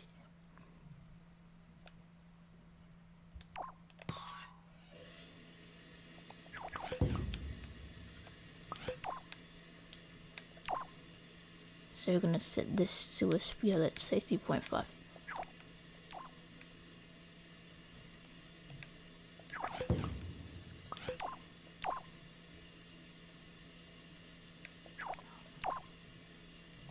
I could have group selected that before doing that.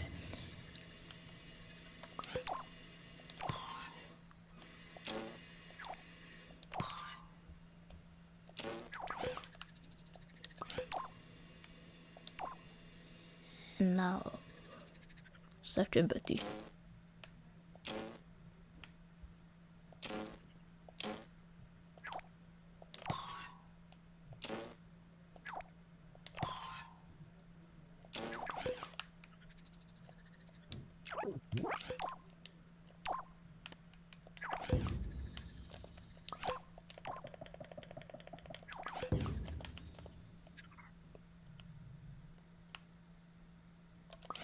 Oh, and I forgot to set this to follow. The control layer should be set to follow layer.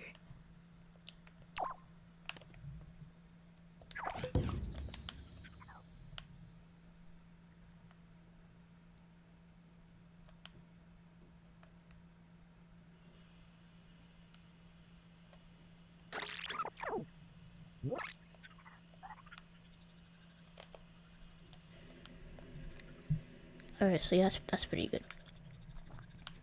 And then for detecting like how much armor you have on, so like basically like there would be like a menu, right?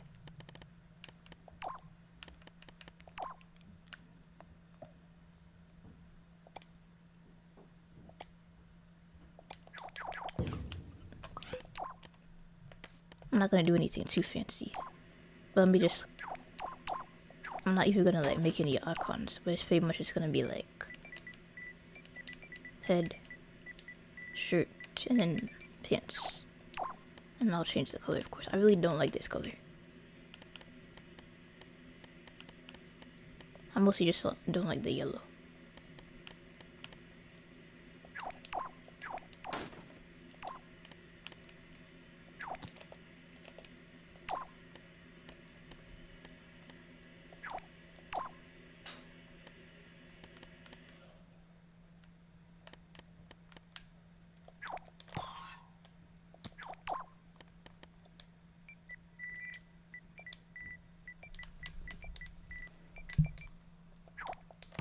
Head, shirt, and pants. I forgot to make the indicator. I could do that using the outline effect. That's what I do for my menus sometimes. I just use like the neon frame.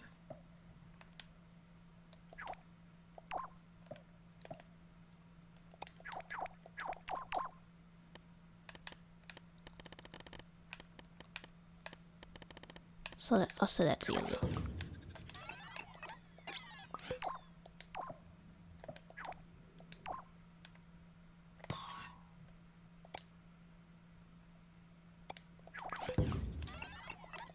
And I'll just turn that on and off with an opacity tweaker.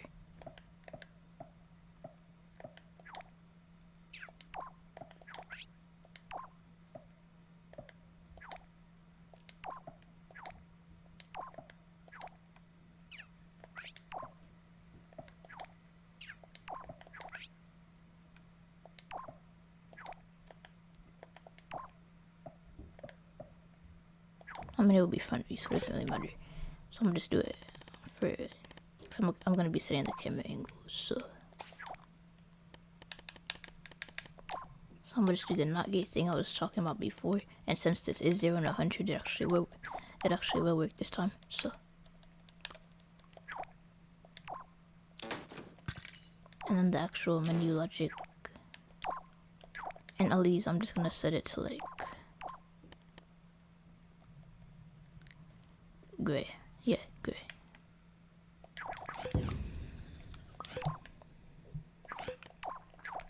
And the menu logic is going to be off to the side.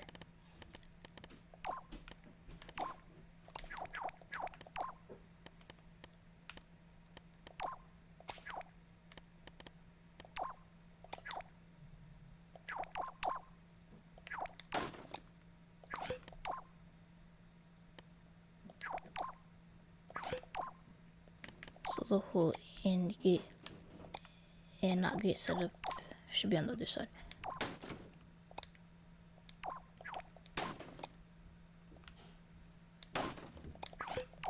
And then I need 3 counters for those.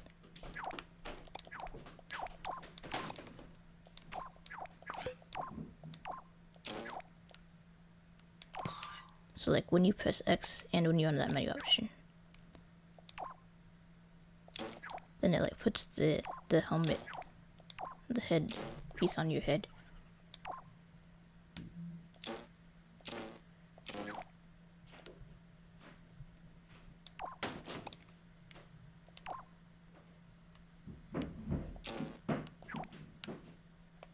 And this is for saying whether or not it's selected. Like whether or not like you're on that menu option.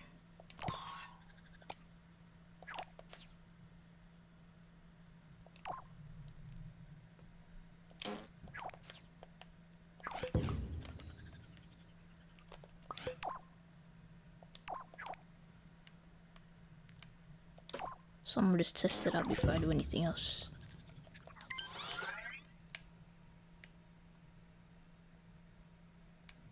But yeah, it does it, and then when I press X, I want it to.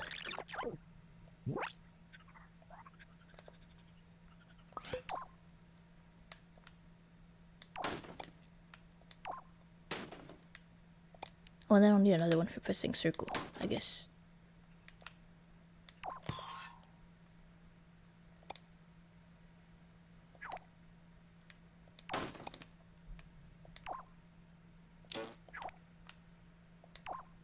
So when you're on this and when you press circle, then it should turn it off. We could use it to port selector. I'm just gonna space these out.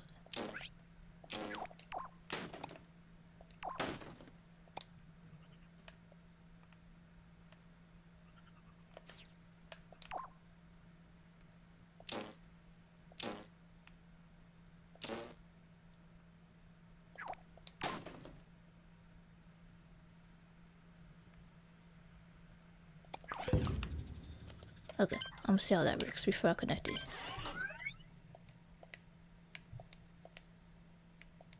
Oh wait, I didn't wire it correctly, I think.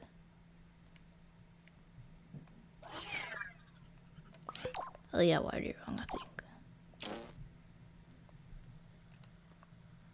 This little bit pointed to you have a set position layer object for pressing square on the object. Yeah, it does. I was gonna use that for the menu I normally do. But yeah, position and layer. So that's what I was gonna do. But like it doesn't really matter because I'm gonna have this. I'm gonna have a movie camera after I'm done, and it's gonna be like flat, and you won't be able to see that it's like this. Because I was like fiddling with it earlier, as you might have saw.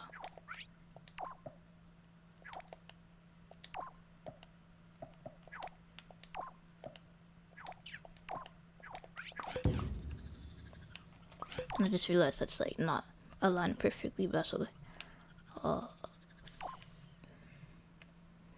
There we go. That's a bit better.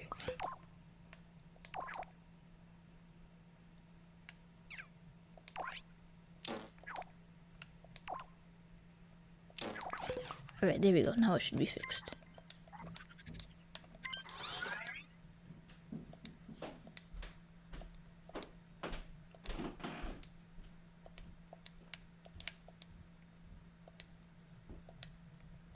Okay, so now we could take them on, put them on and take them off separately. I just realized that a selector would actually make more sense for that, because when you're actually in the game. Okay, I'm gonna use a selector instead. That way the double integrate things are necessary.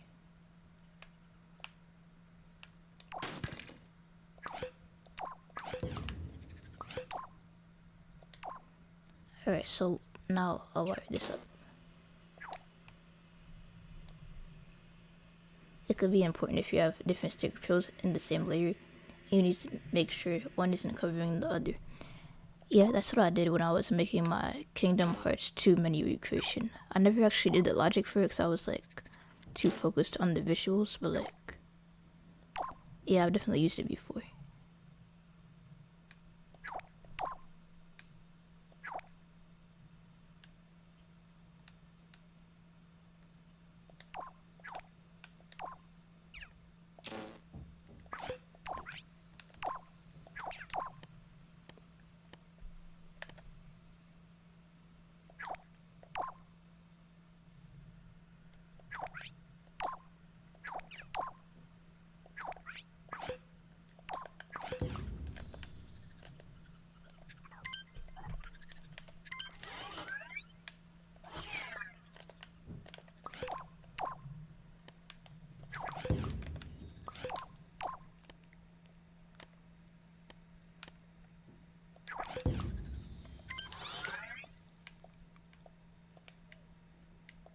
Okay, so now you could take the stuff on and off. So now I just have to hook up the logic. Oh yeah, and also we have to do like I was talking about the icon. How there was like a perfect icon for that. So it's like, I remember it's purple. Like, I mean, after I place it, it's white, but then after I place it, I'm gonna make it purple.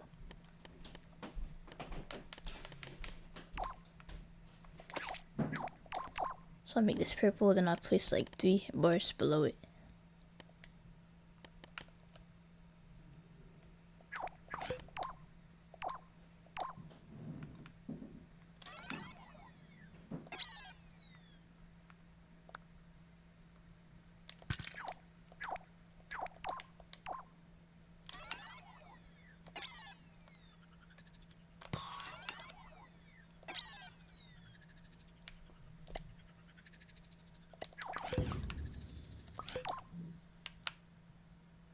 And then I make this smaller.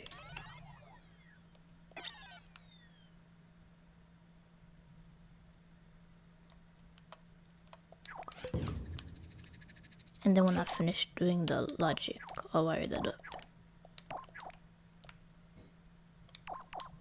But it's pretty much to detect how much like of the ability you have.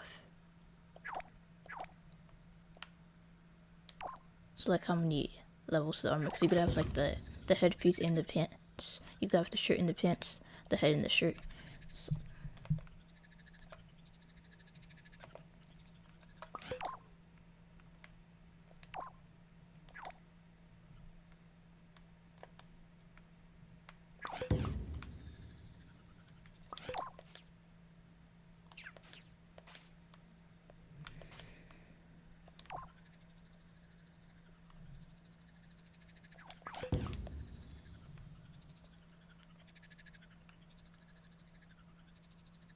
okay, so like right now I'm just using the selector, but I'm actually gonna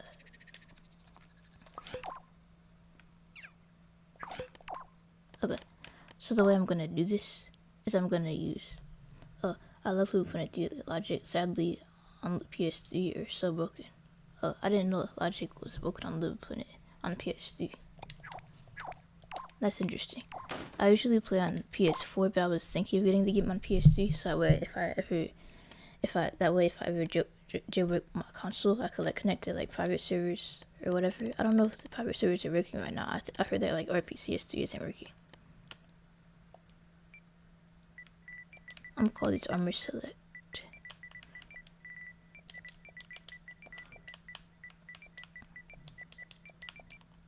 Okay, so the way I'm gonna do this, so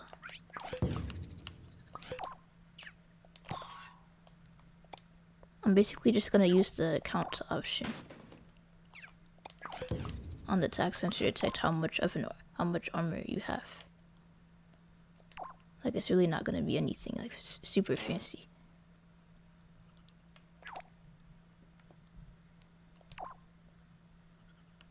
So if I wire this up,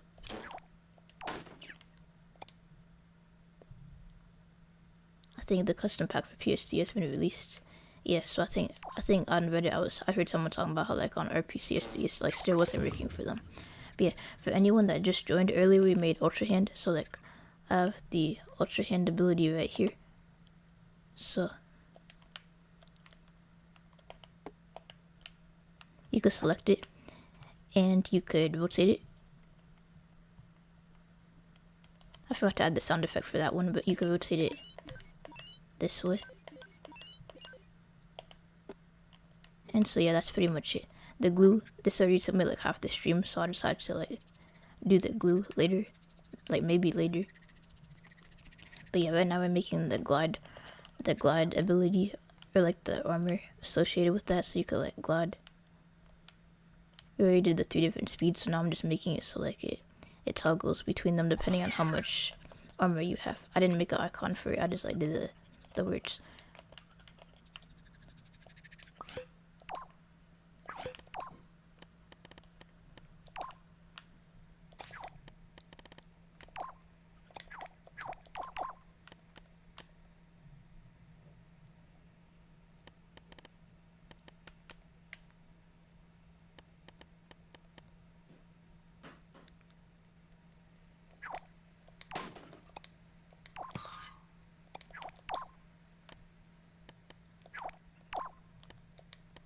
Alright, so armor select.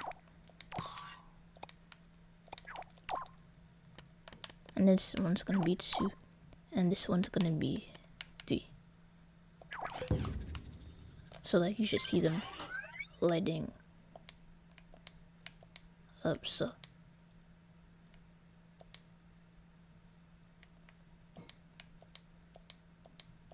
Yeah, that's pretty much how we're gonna be detecting it. So now if I just like plug that into the selectors.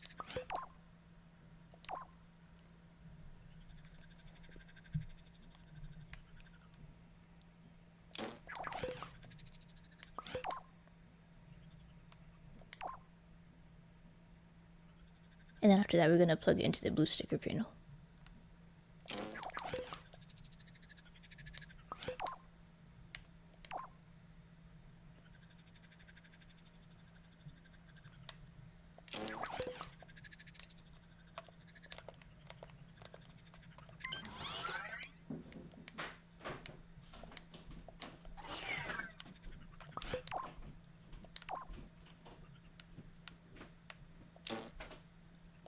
And then after that, we'll need one more counter to detect, to like make it like anti-fall damage.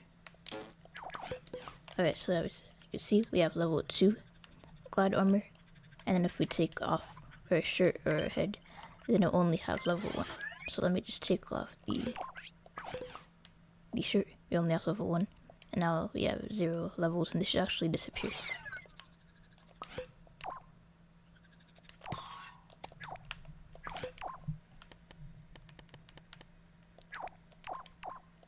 I mean, I don't have to make it disappear, but I think Bonsai's up and running again. Don't know about Beacon though. Yeah, I don't really keep up with the private servers news, but I like hear about it on Reddit and stuff. Like people post about it on Reddit. Apparently, like Infinite didn't really do anything about their private servers. They just made it read only and left the decision in the hands of like the users, I guess. And like they sort of like faced criticism because of that, or something. But like, yeah.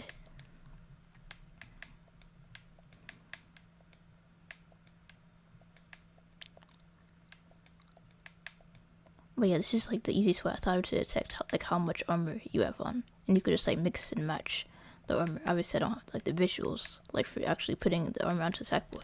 I actually like wanted to make an armor system for Sackboy like a long time ago, but then I took statistics class and I figured out that something like that would take like a lot of gates. Like let's say I have like 3 different head options, so 3 different armor sets that all have a head, shirt, and pants. So like 9 different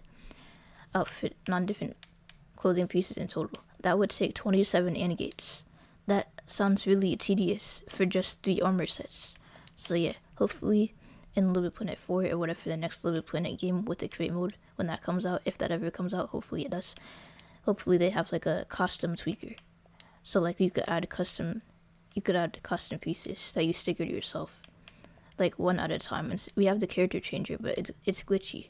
And we have like a costume changer already in the beta, but like it's for changing the entire costume. So with this, with my suggestion, then hopefully you could like add individual costume pieces, so it would be easier to make stuff like armor.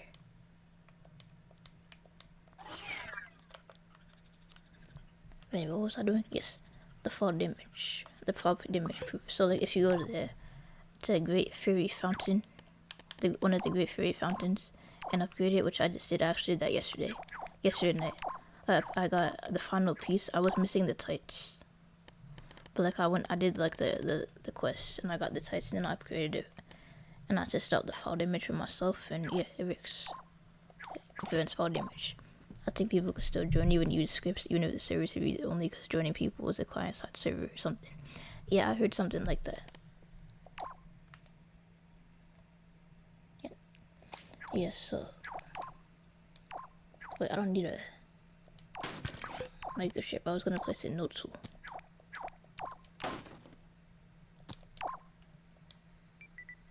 I think the message here is like something like impact proof.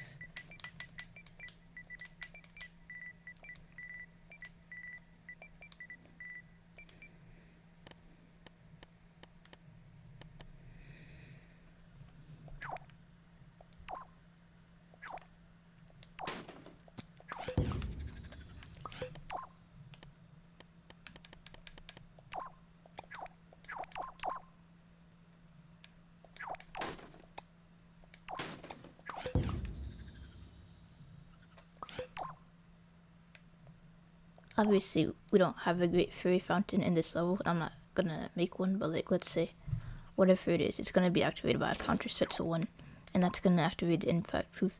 And in that case, you're not gonna take fall damage. So to actually make fall damage, of course, we'd have to make that first. I'm gonna make this a bit higher. Then I'm gonna make a very quick version of fall damage. Nothing too fancy. Just like a very quick version of it. And also, I want to test something. Is there a way to make it fall slower?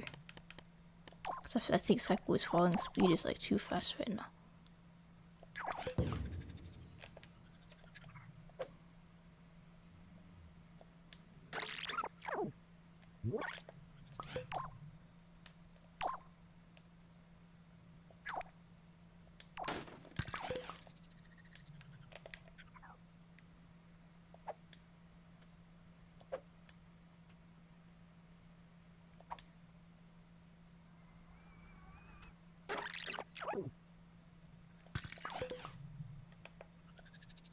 I could probably do the anti-gravity, the gravity thing. I was just trying to see if there's a way to do it on Sackboy himself. I don't really use the anti-gravity tweaker all that much. So yeah, I'll set it to 40 and see if that will work.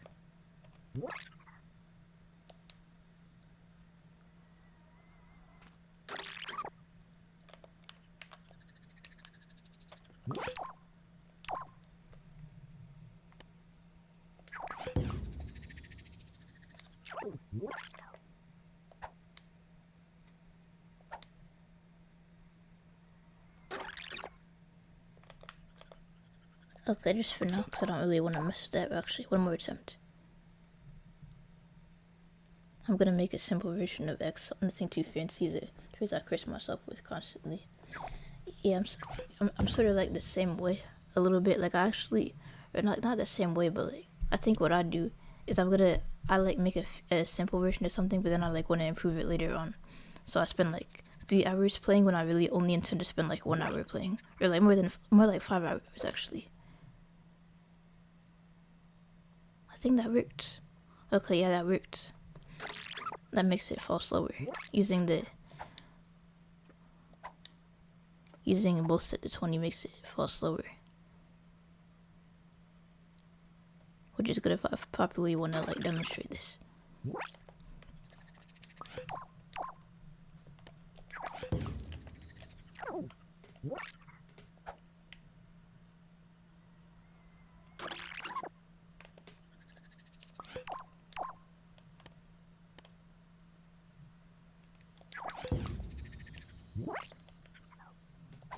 Right, yeah, that whole spend 5 hours doing one thing when you only spend it to do. Spend 1 hour is just crazy. I gotta get out of that habit. Especially when it's like when I'm creating late at night. Like that straight up like messes up my sleep schedule. Especially if I have to like wake up early the next morning, that's annoying. Or if I have like or even if it's like the middle of the day and I have like other stuff to do. Or it's like, oh, I was like gonna go to the library, but the library closes at 5. Like I lost track of time. But actually, I would never lose track of time if it came to going to the library. I actually do have to go to the library because my books are due on the 1st of July, so I'm gonna try to finish reading the book. I have like 2 more books to read, the one I'm in the middle of right now, and another book. The second book is like a kid's book. I just got it for like memories or whatever, so I'm just gonna like finish up those books and then go to the library as soon as I can, so I can turn those in and get new books. That's mostly what I've been doing this summer, just like playing video games and reading. Mostly Zelda, I guess, or like not mostly Zelda, but like I don't know. I guess Zelda I'm a little bit playing it. Or the 2 games I've been playing. Okay, so yeah, we got the whole gravity thing fixed, and then we were doing fall damage, right? So the fall damage, it's like when you're falling, when you have been falling. So we need a not a gate, a counter set to 1. That's like when you have been falling. We need an in gate.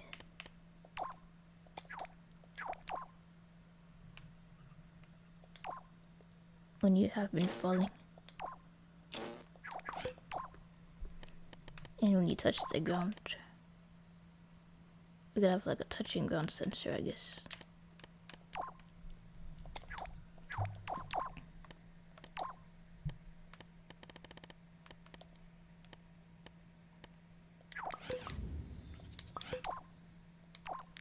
because you can't be falling and touching the ground at the same time, so that's why we have this. So when you're falling and touch the ground,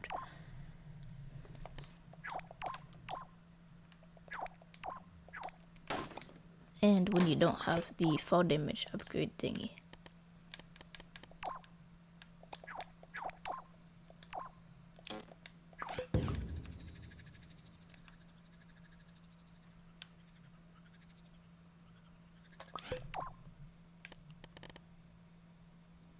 So that could be like detected by like a tag, so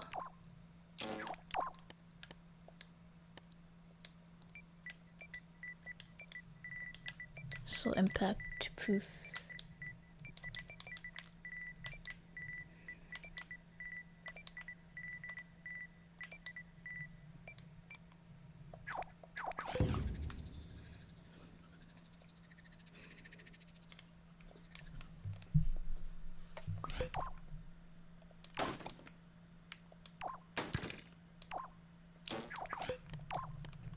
And then I'll do a remote tag sensor. And again, that's the same thing as the tag sensor set to infinite.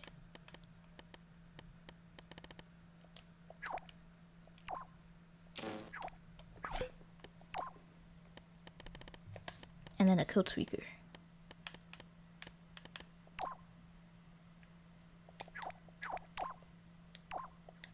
You could also use the destroyer, I guess.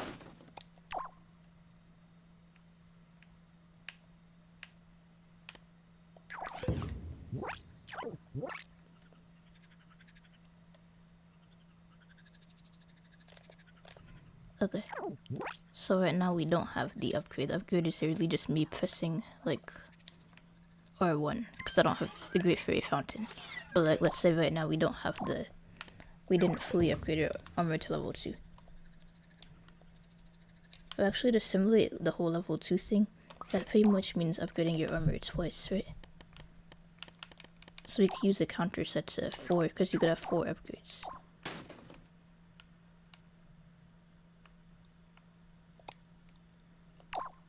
So then 5 is like the default state of upgrading it. So like, let's say this is when it's not upgraded, and then level 2, this is level 1, then this is level 2, if you upgrade it twice.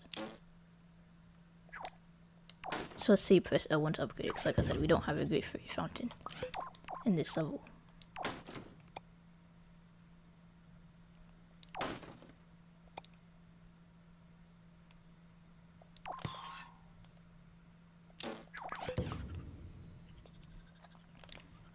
But yeah, we're gonna, okay, so like without the upgrade, so because we didn't upgrade it at all, so without the upgrade, he should take fall damage when he touches the ground, so he should have just die,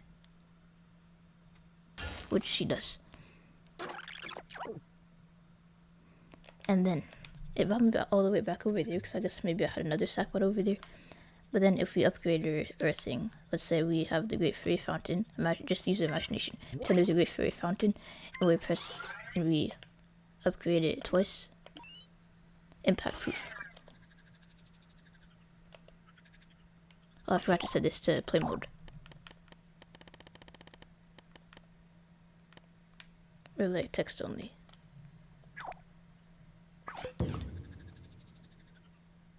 And also it should be when you're wearing all the armor. I'm pretty sure it only does it when you're wearing all of the armor.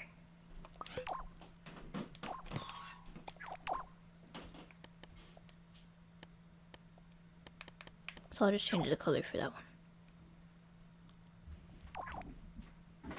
So like when you're wearing all of the armor and when you have it fully upgraded.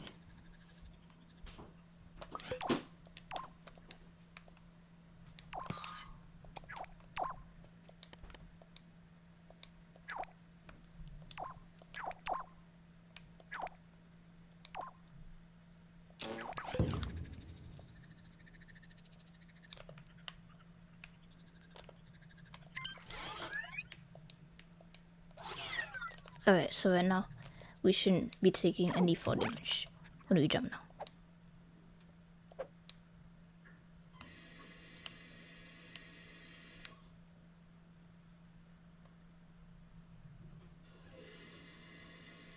Boom, no fall damage. But yeah, now that we got it working, I could do the state sensor thing. I inverted it for testing purposes, but... And also we should make it so the anti-gravity tweaker is only active when you're falling.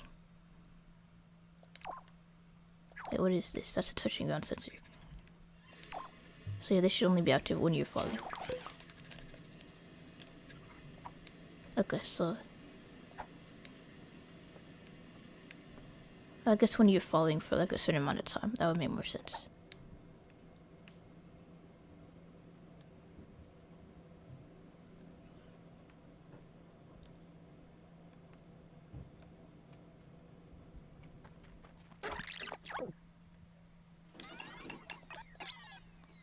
I hate when I forget to do that, when I forgot to like pause twice.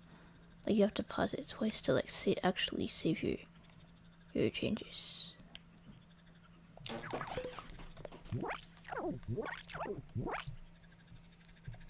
Okay, so what were we doing? I forget what we were doing. But either way, I was trying to fix something. Yes, the movers. There's an issue with the movers where like it's like it stays active when it shouldn't stay active, which is weird.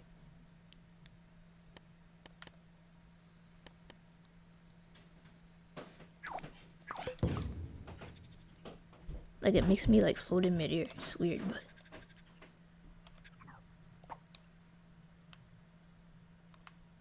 wait, no, it isn't doing it now. I don't know why I was doing it before.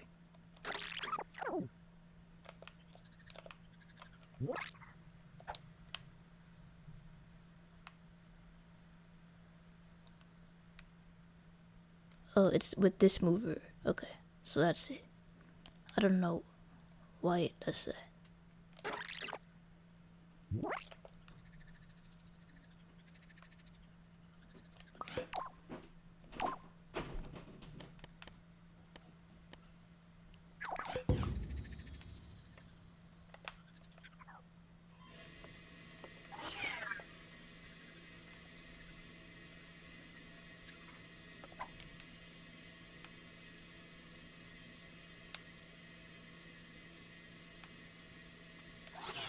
Oh yeah, I just set the preview mode to test. Okay. So, if I take off some of this, so I just take off like if I just have the head, then I won't be able to like glide like as much. Like my speed will be a bit slower because it's kind of hard to see because there's nothing in the background. But like it's slower. Like that should really only happen when I'm falling. So I have to add an anti on that. But if I have everything selected, like you see here, then it's faster. Speed is faster.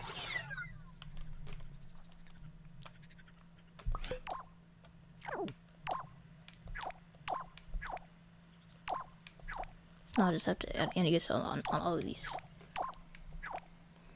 Or like add an extra port to the anti-gates to make it so like when you're falling. Like I thought that I already had that, but I guess not.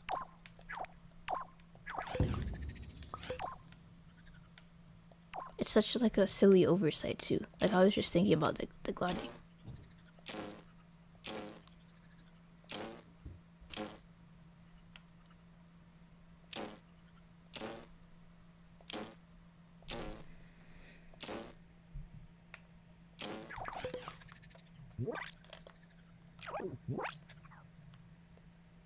Alright, and then the animations should also have the same thing.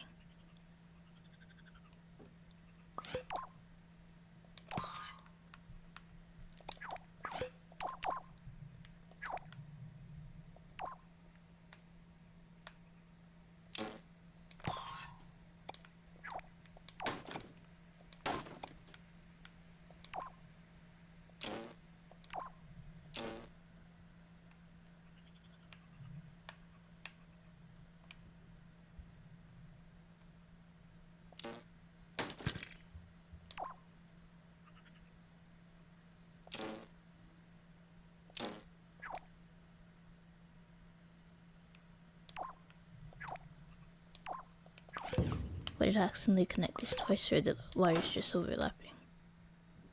Okay, the wires just overlapping is good.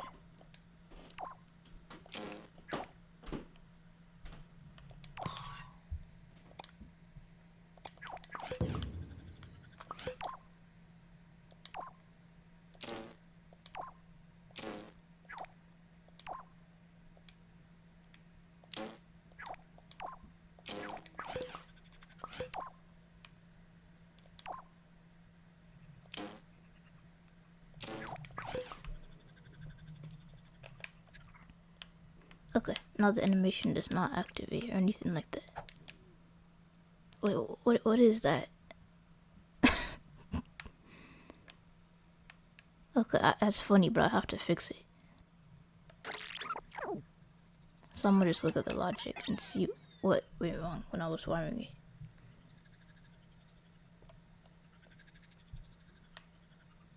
Like, hold on. I have to remember which one it was. It wasn't all of it. It was just left or right. Wait, I'm gonna look at the logic and see what's wrong.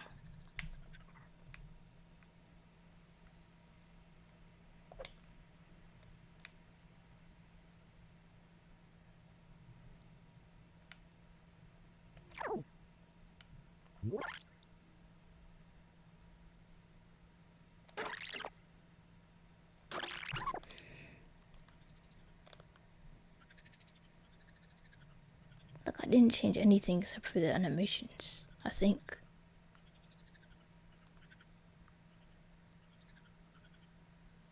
Oh, I remember. It's because that weird bug where it's like moving, but like also not. It prevents you from falling. It's weird. Okay, let's see. How do I fix that?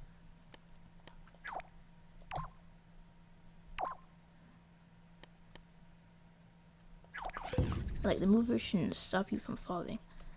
I'm gonna try something on a separate sidebar.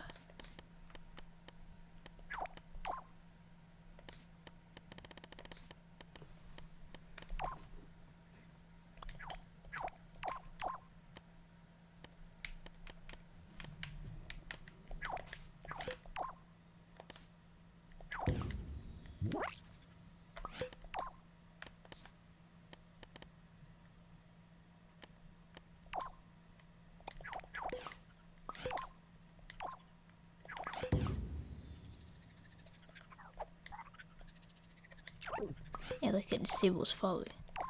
Does it do that for the advanced mover or?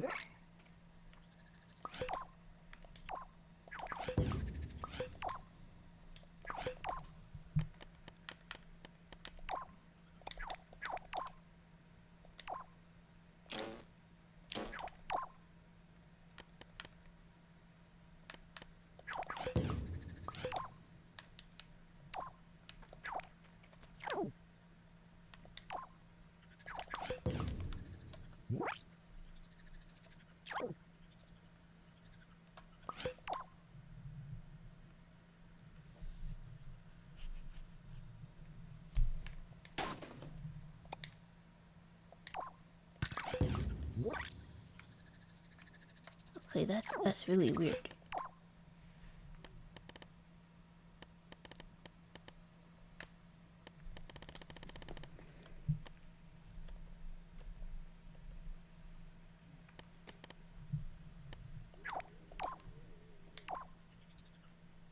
Is it because the deceleration? It might be. I'll change the deceleration and see if that works.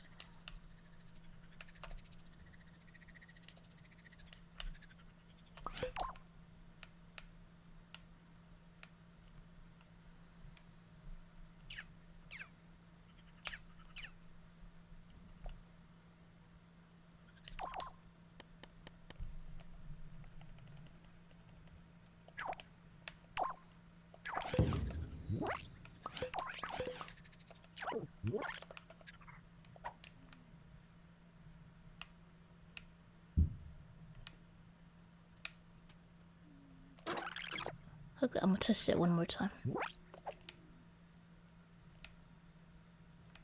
Okay, yeah, that works. Thank you for the suggestion, Evan. Cause I wouldn't have known that. Like, I don't usually make talk about abilities like this. Or like, I don't really use the mover all that much. So yeah, thank you for that tip. If you see the points in the corner, it's because like in one of my earlier streams that I did like maybe a month ago, I made like a diving game. So like the points from that are like activating. So I guess the suck bot is moving.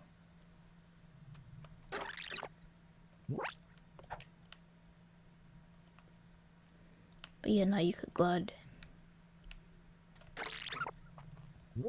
So yeah, that's cool. And like I said earlier, your gliding speed really depends on like how much of the armor you're wearing. So like I'm wearing all the sets right now, but if I were to just wear the pants, then like I wouldn't be able to like glide as fast. Like see, I'm like barely, I can't like really move much, only a little bit. But yeah, wearing all of the set works. Oh, and like I said earlier, if you don't have it upgraded to level 2, like to level 2 at least. Well, actually, okay, so I was actually on the right track when I said the counter. When you're doing this, like if you were to actually make this with the Great Fairy Fountain and all, you would actually have the selector connected to a counter. So that way when you go to upgrade to level 3 and then eventually 4, then it like still counts as impact boost.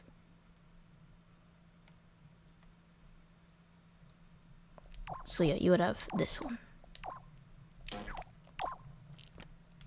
So if you upgrade it level, so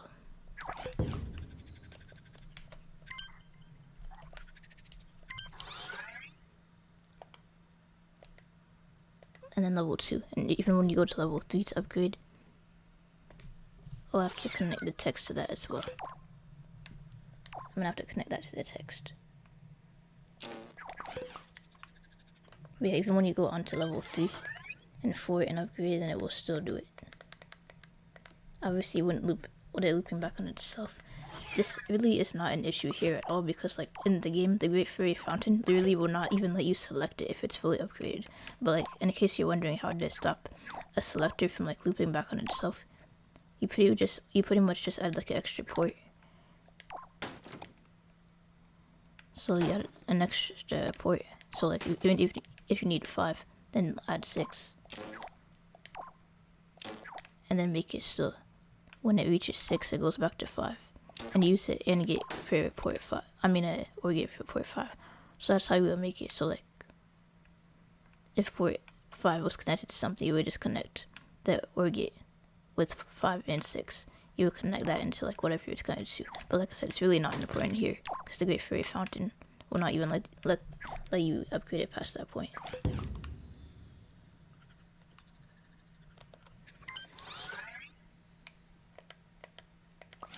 But yeah, I'm gonna demonstrate it one more time.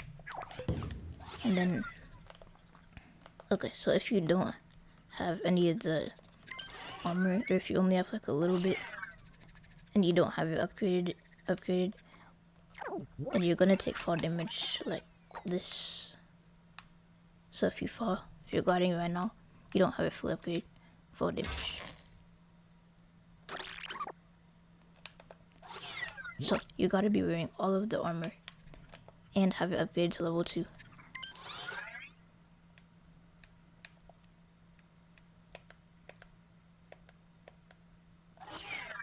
For it to work.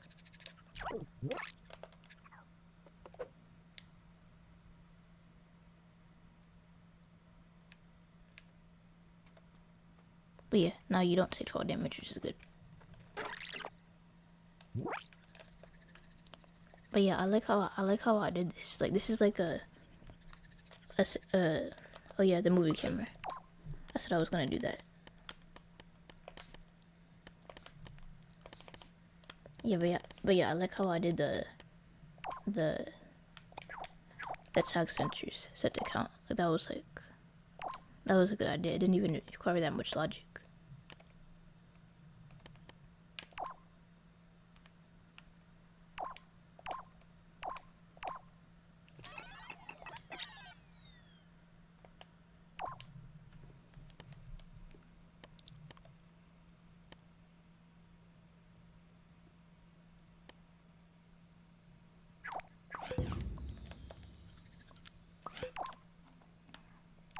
So you pretty much just, since I'm just testing, I'm just gonna do it this way.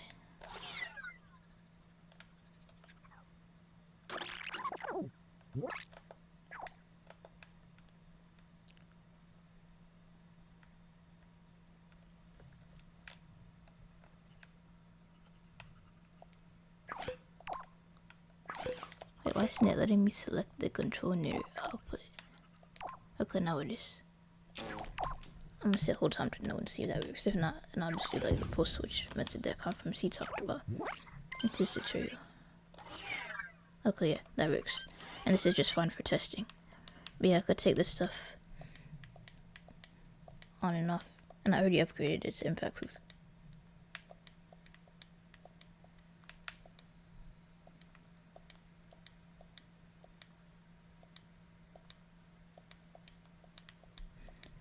But yeah, I like how I did that. In case y'all missed that part of the stream, I pretty much just have these tags, and I have tag sensor set to the same label, but I just changed the count values. I set number of keys required to 1, and then set it to 2 for this one, then 3 to this one, and then all of these are set to count. So yeah, and then I have these connected to these 3 bars right here.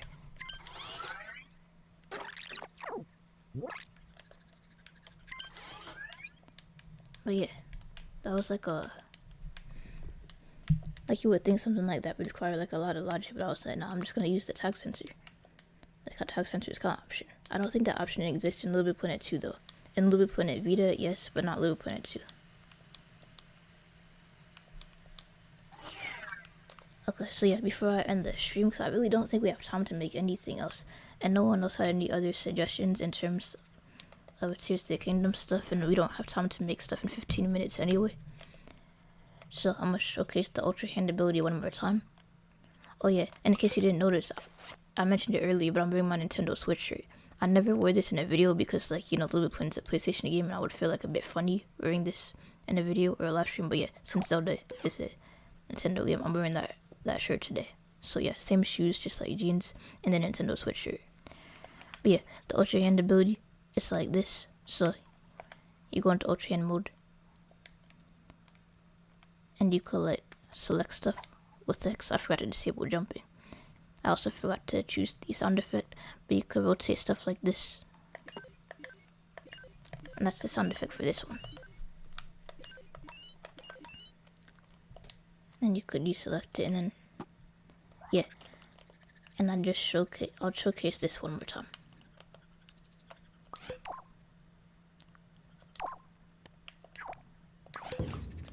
So I just made this like this quick menu, nothing fancy. So if you're only wearing like one armor piece and you try to glide, you won't be able to glide as much, like maybe a little bit, but you can't glide too far. And also you'll take fall damage since it's not fully upgraded. So if you go back to the menu though, and you put on all the pieces of armor, and you fully upgraded it to make it impact proof. So like if you had like a Great Fairy Fountain, you could do that. So I just have it triggered by R1. I really like how that Ultra Hand turned out, GP. Thanks, Risco. So you see now, when I glide, I have more control over where I'm going. And I don't take fall damage. So yeah, that's cool. But yeah, that's pretty much it. I'll go over the note sheet one more time because I think I have some stuff at the bottom.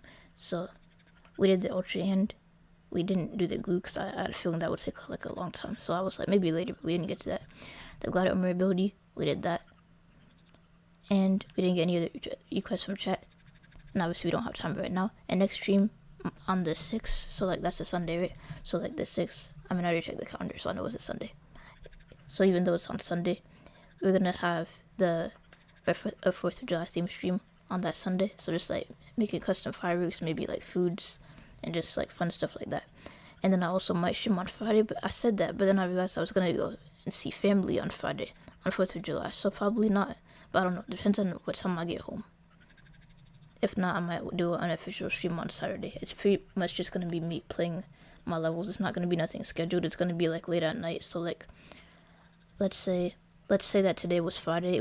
My stream would probably be like maybe 2 hours from now if today was Friday. So like, it's not gonna be like a scheduled thing. So like, if you don't catch it, it will be in my unofficial streams playlist. But like, it's nothing special. I'm just playing my levels and like talking about my levels, like levels that I made when I was like a kid. Like the most recent level that I made was like in 2022. I mean, I wasn't a kid back then. I mean, if anything, maybe I was 17. But like the level I made in 2015, I was like 12.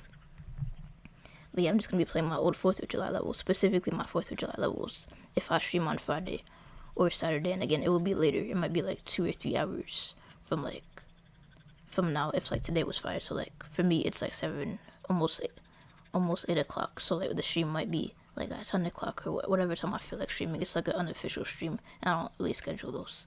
It's like if I have time, if I want to that day. But yeah, thank you everyone that joined the live stream, and I hope you have a good rest of your day or night or evening, whatever time of day it is for you. So yeah, thank you for joining, and bye.